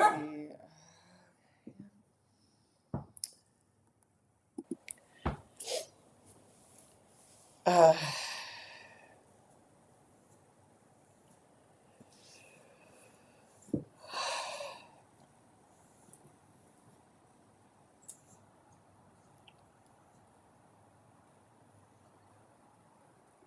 is there something else you want to do instead of this particular role?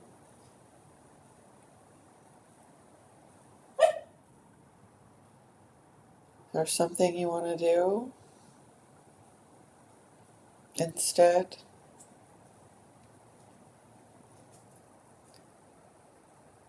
You can let go of all of that burden you've been carrying. You can give that up. You can change your role. You can come with me into the present. It's up to you.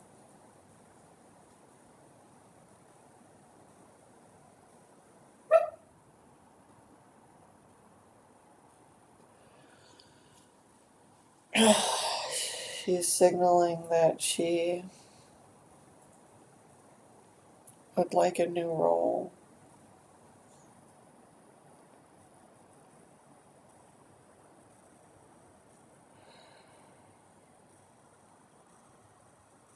And what she's signaling is that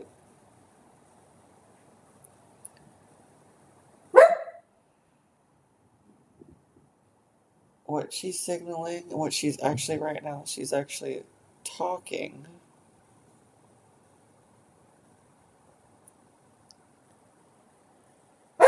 And she's saying,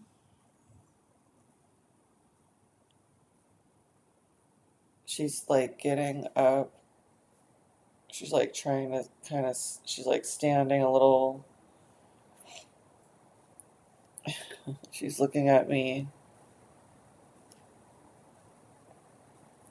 holding her little hands and arms.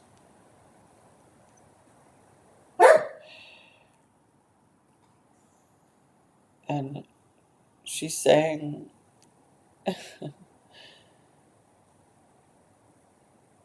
that she would like to be the one that is taken care of.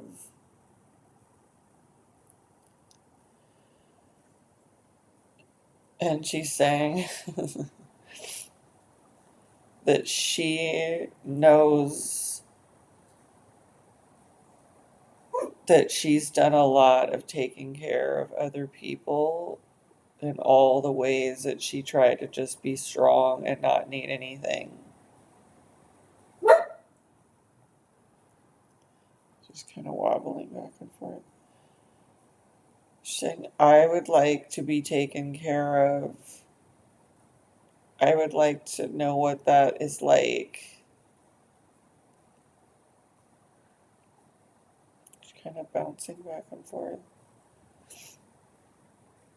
She's saying that she wants to be partners,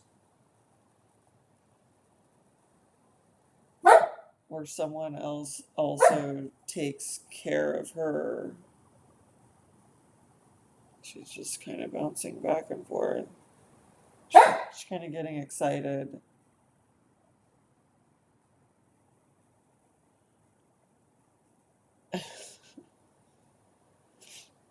She says, I want to know what it's like to have a partner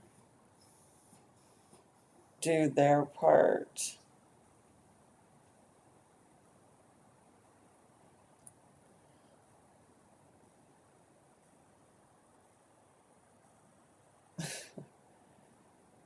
And now she's going like this with her hands.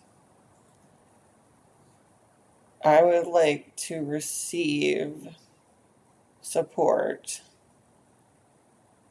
I would like to receive love.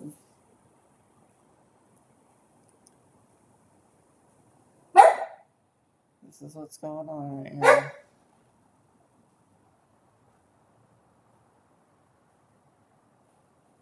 I would like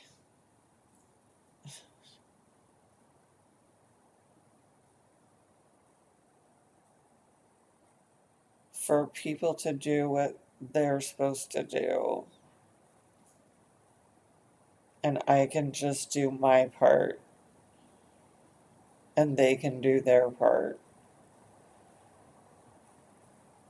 And I don't want to have to do my part and their part. I just want to do my part.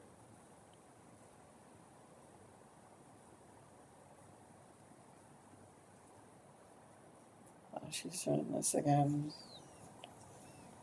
I want to do my part, not their part.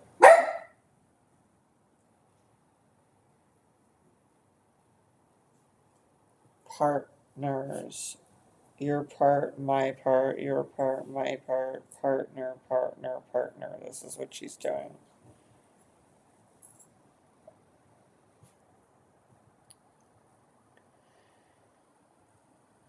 And she's saying,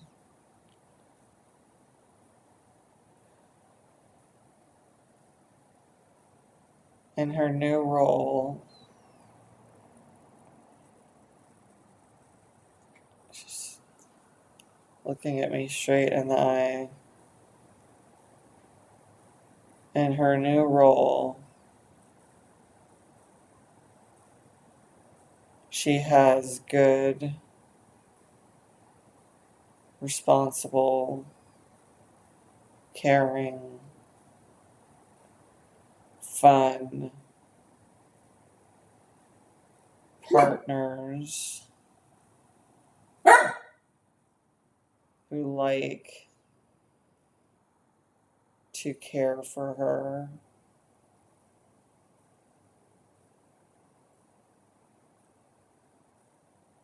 And who make her a real priority.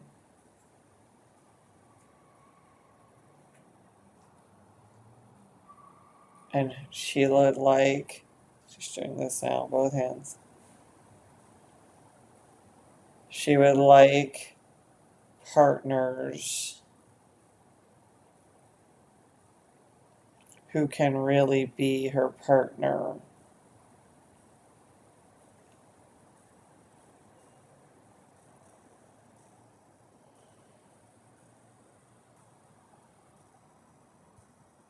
And who she can trust with her life.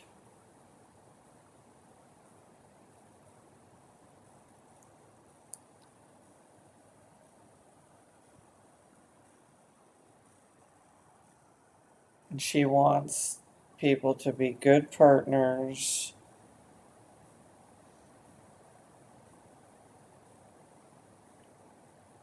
so that she can make a good life and good things for people.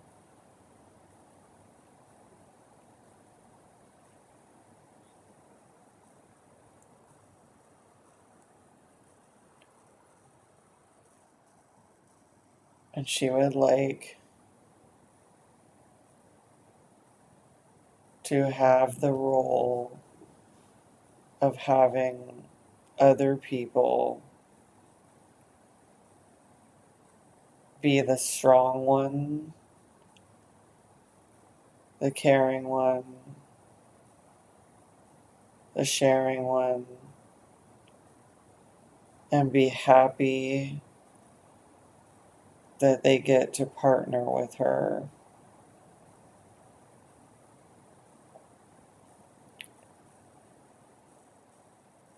And she's saying that she wants to be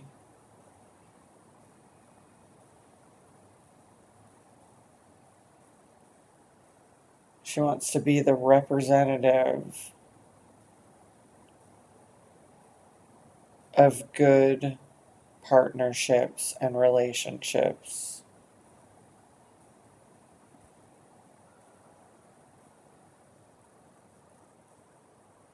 And leave behind the bad ones.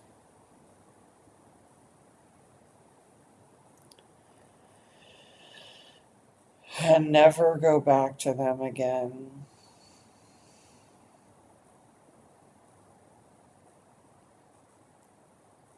Okay. I hear you.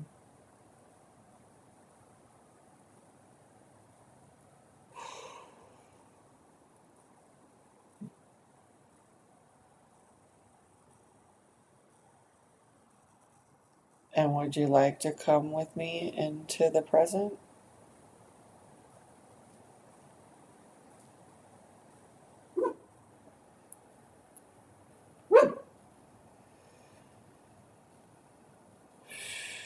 She's thinking.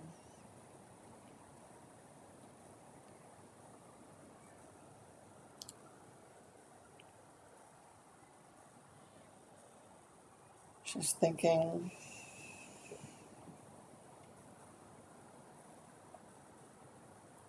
Ooh, it's getting really hot. She's thinking.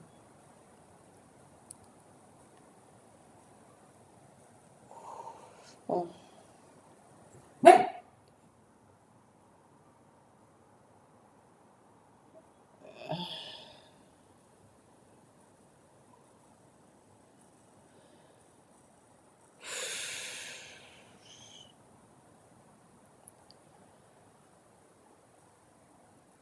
Oh, feeling a lot really hot right now.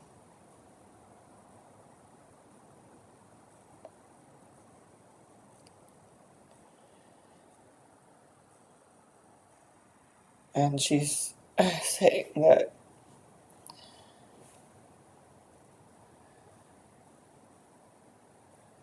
she does want to come into the present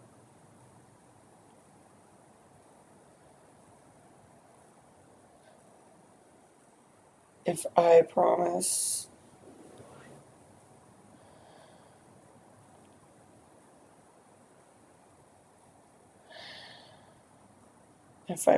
to keep her safe and secure.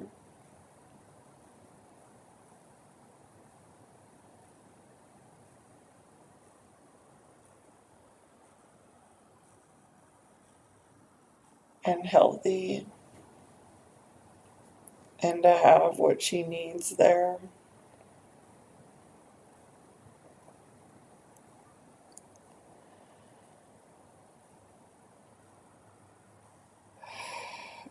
And she's saying that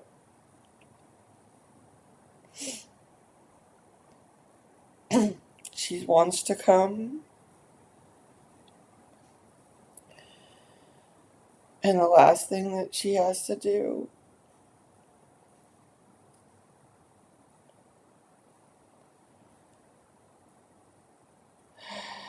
is to let go of her childhood. That's what she's saying.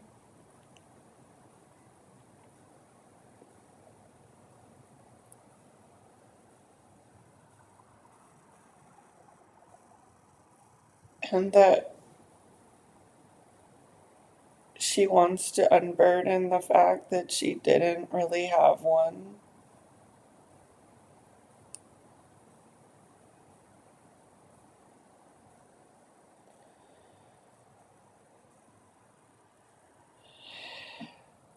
And all the anger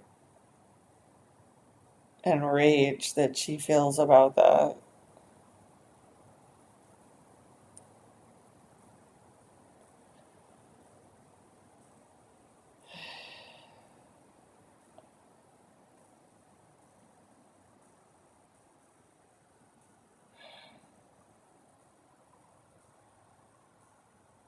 Are you able to do it?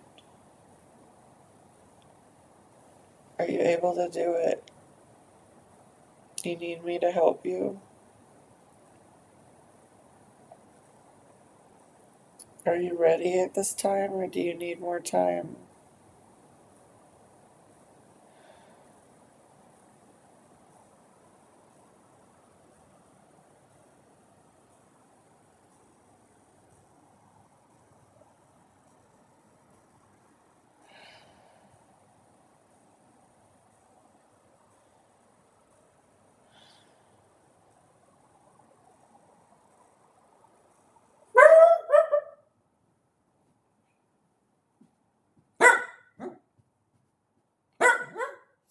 TJ, please. Give me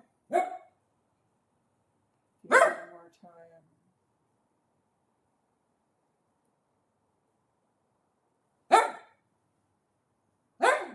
She's sort of getting stuck. It's like she just realized what this means.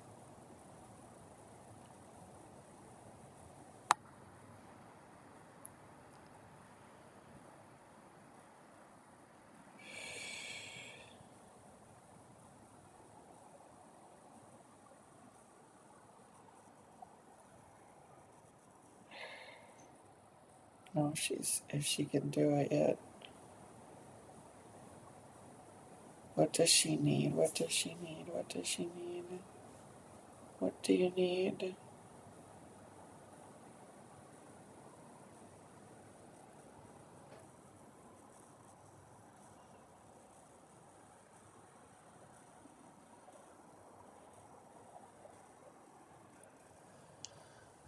She's saying if she lets go of her childhood and comes into the present,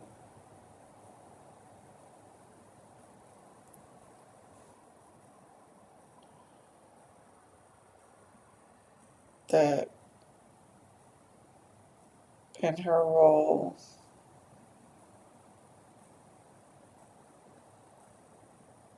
and with me as the head of our family,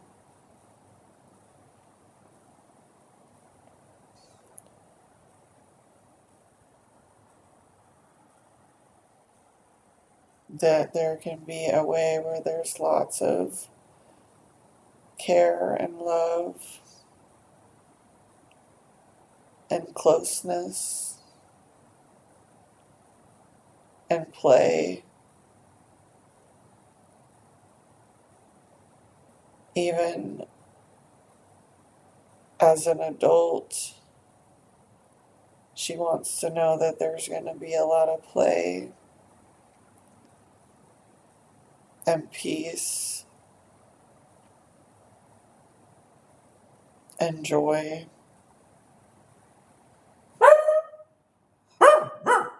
And joy and joy and joy. Please, TJ. Please, TJ, this is really important.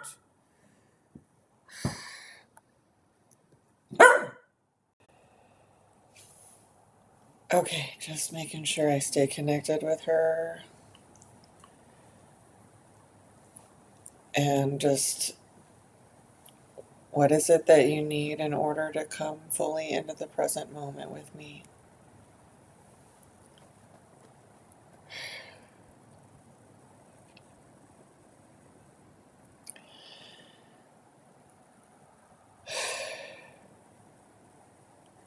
She just wants me to make sure I only bring good people into our lives. generous, caring. They actually like to take care of people. They like being responsible. People that like giving. People that like kids and dogs. People that really like giving and caring and supporting other people and have lots of, they have, oh, lots of heart. They have a big heart.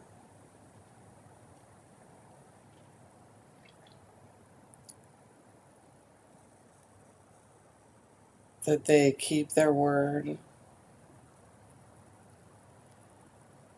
That they give good hugs.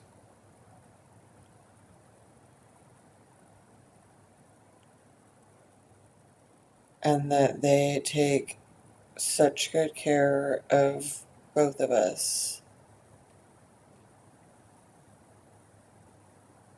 and all of us here.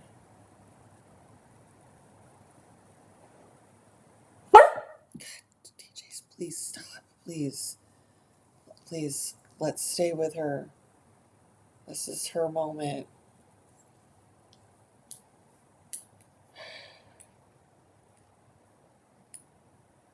Anything else you need in order to be able to come to the present with me? It seems like you're hesitating, and I'm understanding. I want to make sure that you're ready. If you need anything else,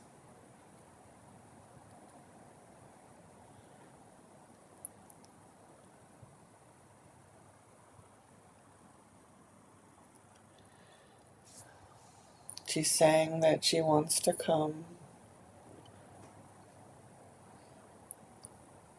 and be in the present,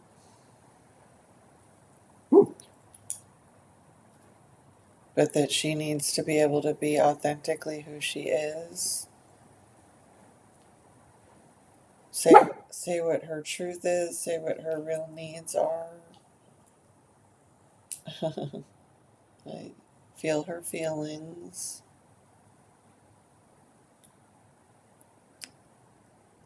Have her own dreams. And if she has a difficult moment, that's okay too. That the partners that we bring into our lives can understand that and love us unconditionally.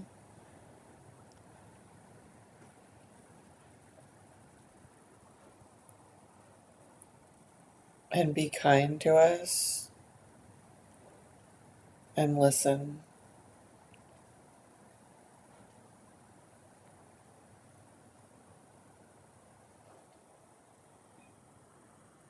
That she feels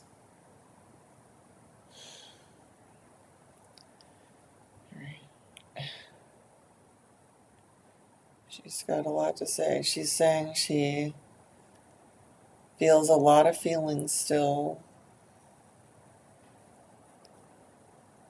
about what happened to her and the role she had to play.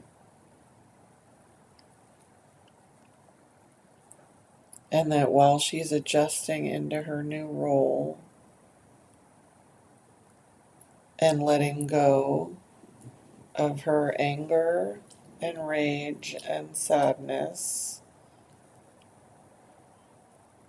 that she didn't get to take her turn being the baby or the kid, and that she always had to be the grown up.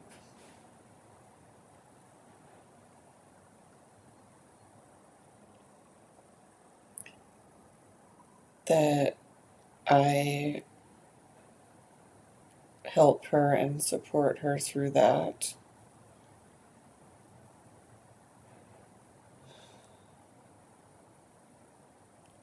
So that she can have the ability to grieve everything that she lost and was taken from her.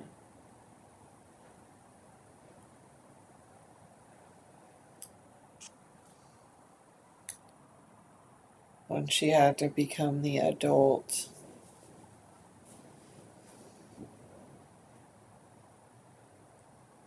and start to find ways to take care of herself and her parents and her family members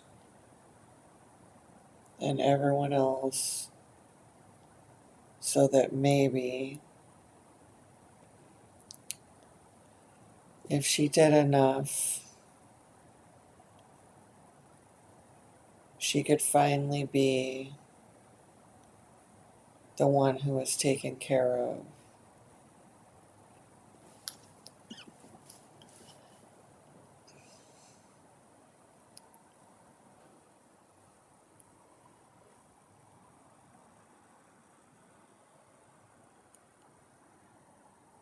She doesn't want to stay where she is because she already knows for her whole life what happens. She does want to come with me.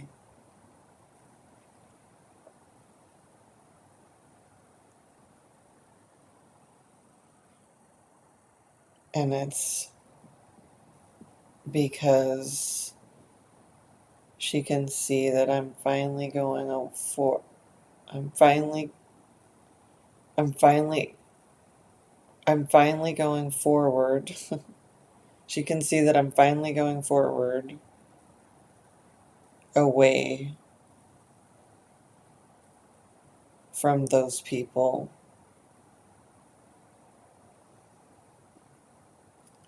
that never really knew how to care for her and never really bothered to learn how.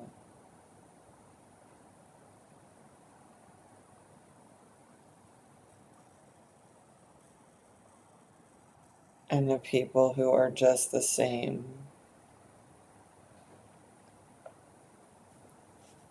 as they always were.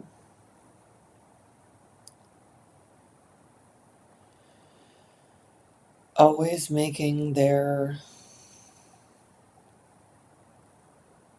always make always making their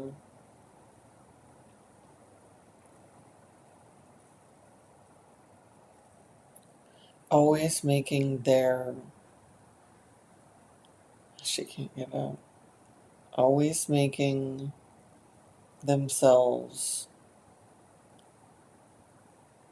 more important than her.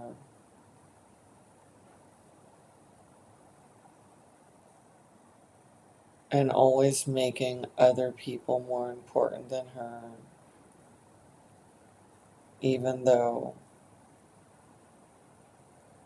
it was her turn to get to be the daughter.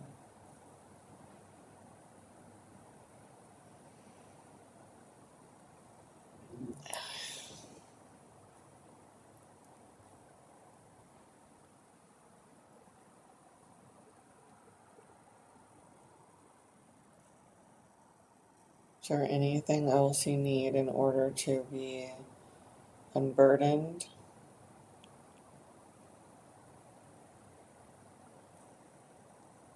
And to be ready to come into the present with me?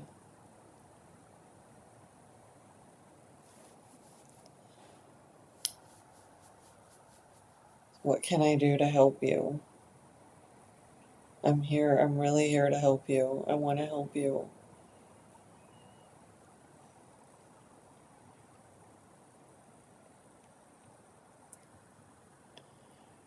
Make sure that you let me grieve.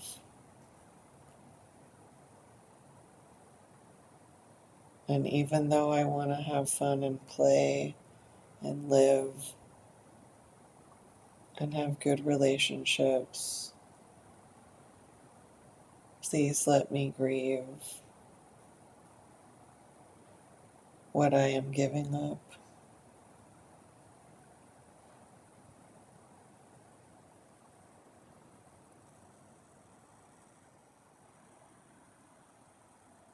And she's saying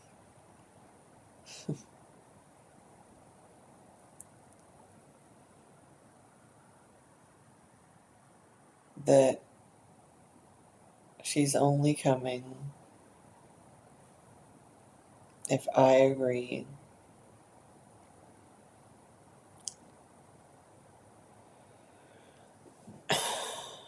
to finally be the adult that I need to be,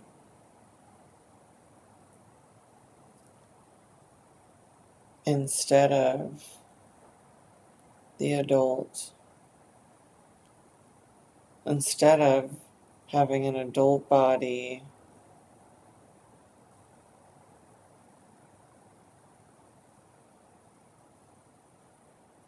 and wishing that I could still be the child that I never got to be.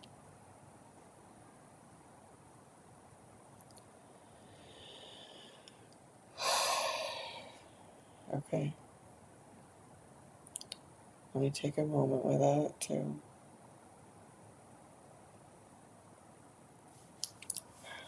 That's really up here.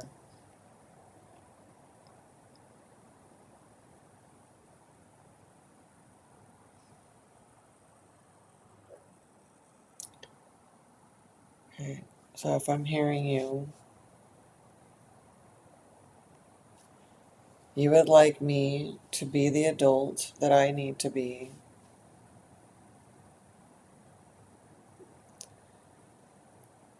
instead of being the child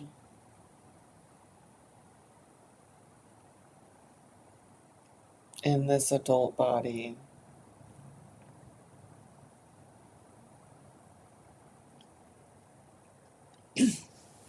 who never got to live her childhood.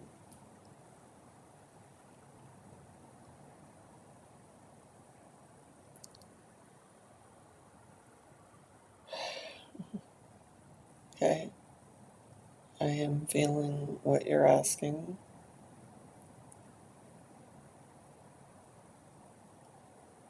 She's asking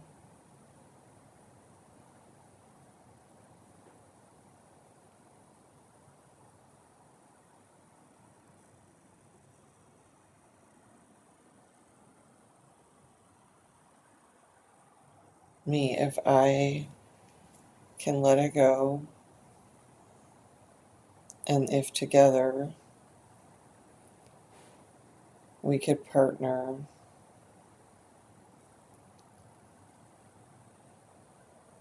on having a really good adulthood that is more fun than the childhood that we never got to have.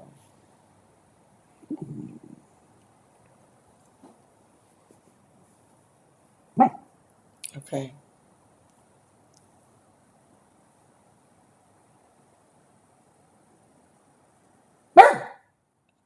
And I am letting you know that I agree for us to be partners with each other and making sure we're good partners in creating a good adulthood that's full of good things and also play and joy and really good people.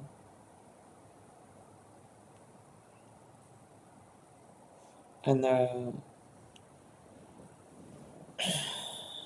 the complete letting go of all of the sadness around not having a childhood.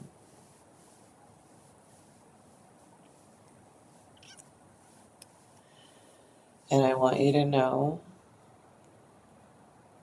that I can handle it. I can handle it, and I will do whatever it takes to learn how to be better at that.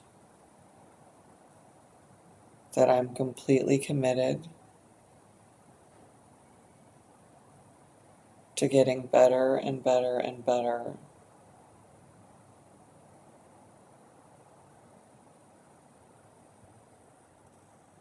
so we can be partners. And I can be partners with other really good people. And we can know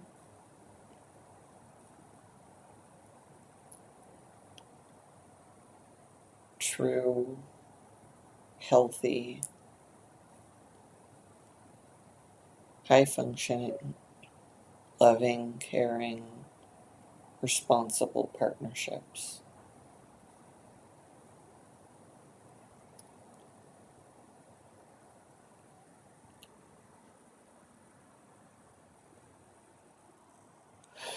And I'm going to check in on you, and I'm going to see how you're doing.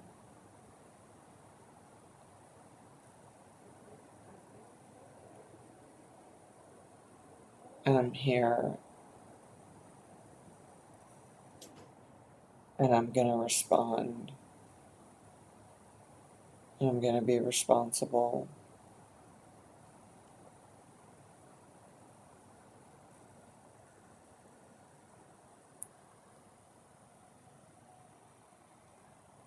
And I am going to, and I am going, she's like, almost like taking my mouth and like getting me to say this. She's like, "Wah, wah." And I am going to make things fun and magical. Okay. Okay.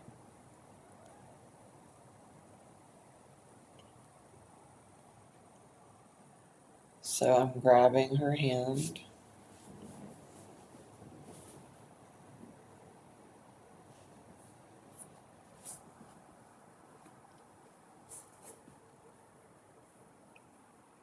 Oh, no, no. I realize I just set her down and she doesn't walk very well. So I'm holding her.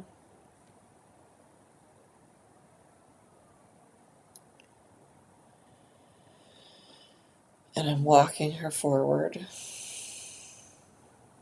into the present.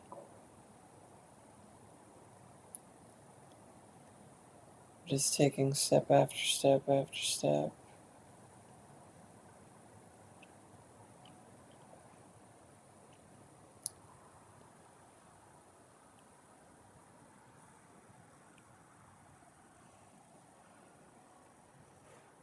And now she wants me to put her down because she's bigger now. So we're walking hand in hand.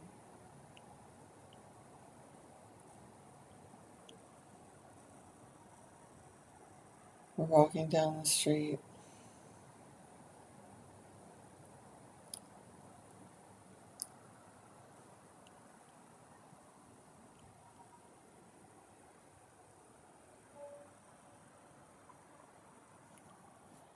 We're getting on a plane. That's what's happening.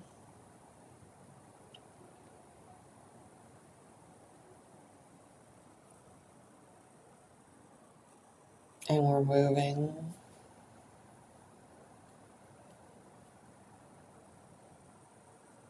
And we're flying to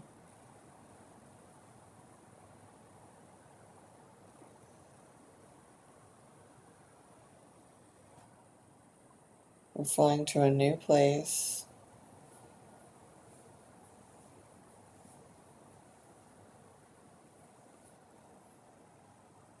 where people are adults.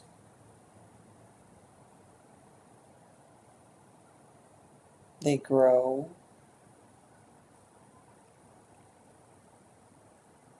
They're generous. They're responsible. They're helpful. They're fun. They're always trying to support each other.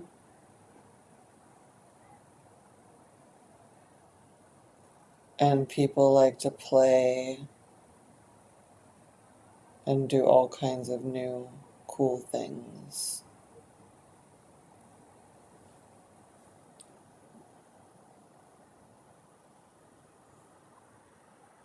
And we're getting off the plane now together, and she is a pretty, like, tall adult.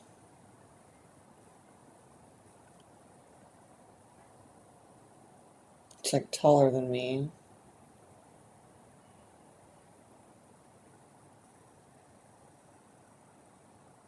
She's grabbing the suitcase, her suitcase,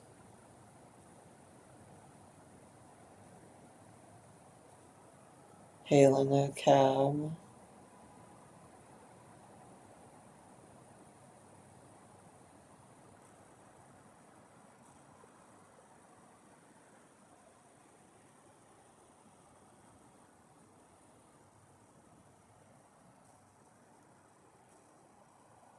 And this driver is pulling up,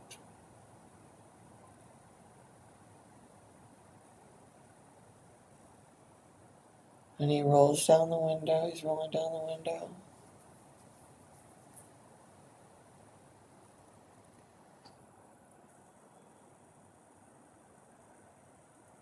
And he's saying, I am at your service.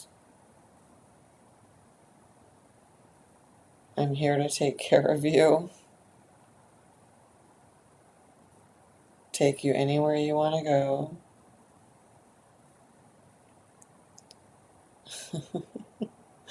Be at your beck and call.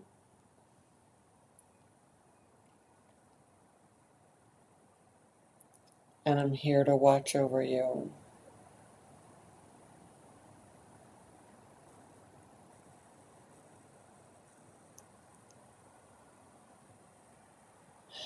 And we're getting in the car.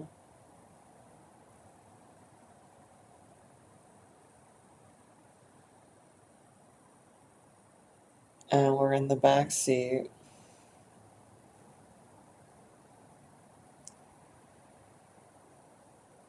And we're like holding hands,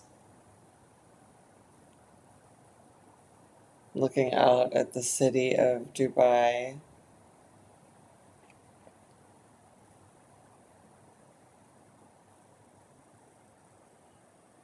And we're smiling.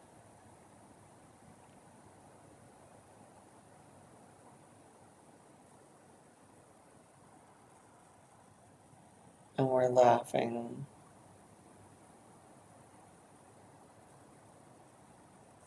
And we're just giving each other that look that's like, we're ready for a new chapter.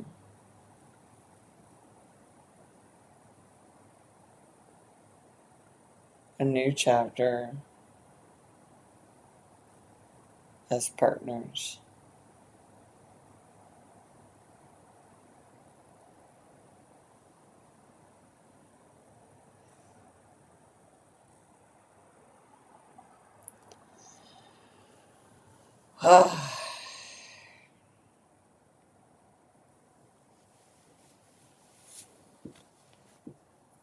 All right. Hello, moguls. I'm back. I know this has been a really long one. Trying to just come into the room here. Excuse me.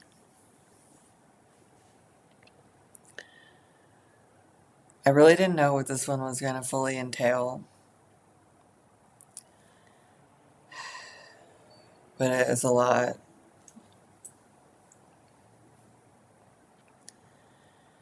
I recognize that it's a lot easier early on to work with the parts than the exiles, and I'm aware that I still have a lot to learn.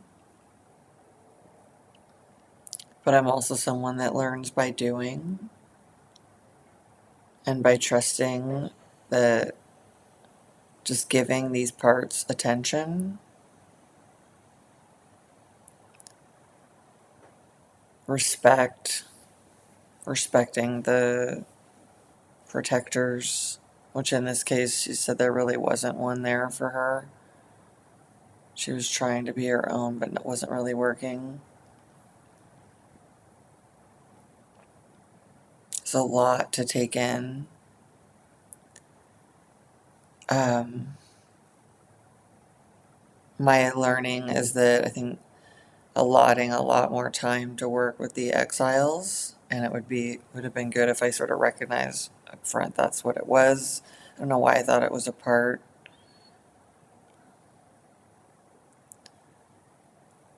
And I have things to learn about when the part has hesitation about like going forward, and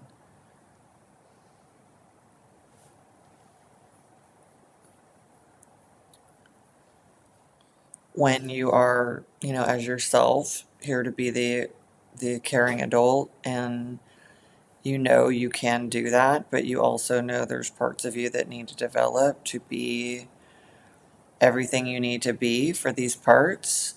And that really feels analogous to parenting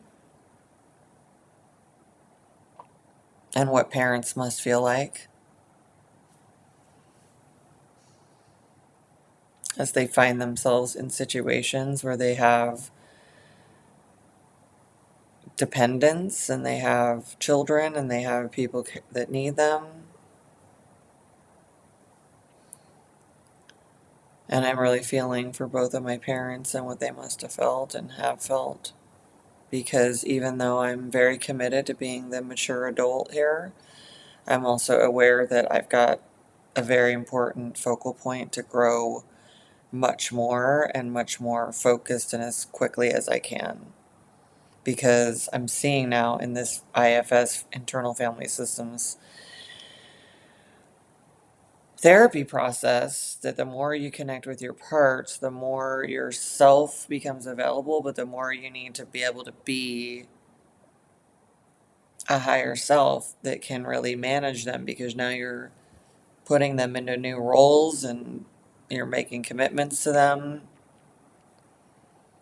And I guess in reality, it's really being like, I got this. I've got this. Like, I'm in charge. So that's more of what I want to do as I go forward. Otherwise, it feels a little like I'm kind of beholden to them rather than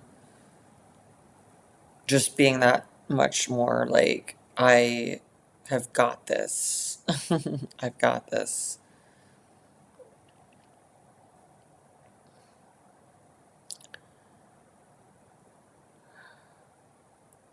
I think that's a really powerful thing for people to finally, even though they've been acting as adults since they were little ones, to finally release the childhood that never was.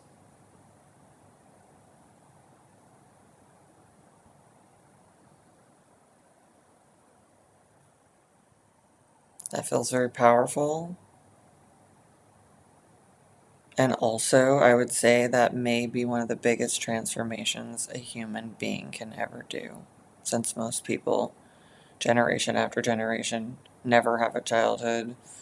It's always the kids ending up taking care of their parents who also had to take care, like, it's just totally reversed to what it needs to be. Because we are a society that just was like, oh, go have sex with people and whatever happens, happens. It's like, how about if we only had sex? I know it's going to be controversial.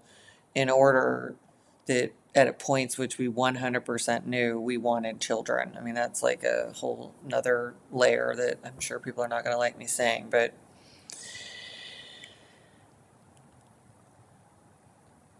I think things need to be different, where parents can actually parent before they become parents, but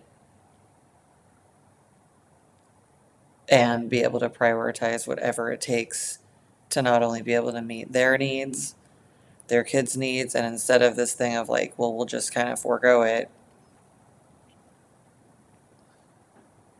it, it seems time for a shift. That parents are parents, kids get to be kids, and that we shift into a new cycle of partnerships between parents and kids. So there's more I could say, but I'm going to wrap this up. This has been a lot. And I just want to thank everybody for tuning in. I recognize my dog's like barking in the middle of the process and all of this, but this is just like the real moment where I'm doing this and I'm navigating my way through it. I hope it's helpful.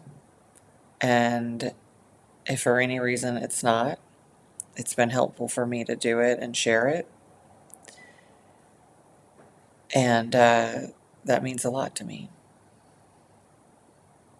Because it's the opposite of like a baby crying and nobody coming, and or not crying because they know nobody wants to hear it, and being someone that's saying, this is me, this is my process, I want to share it, is pretty healing.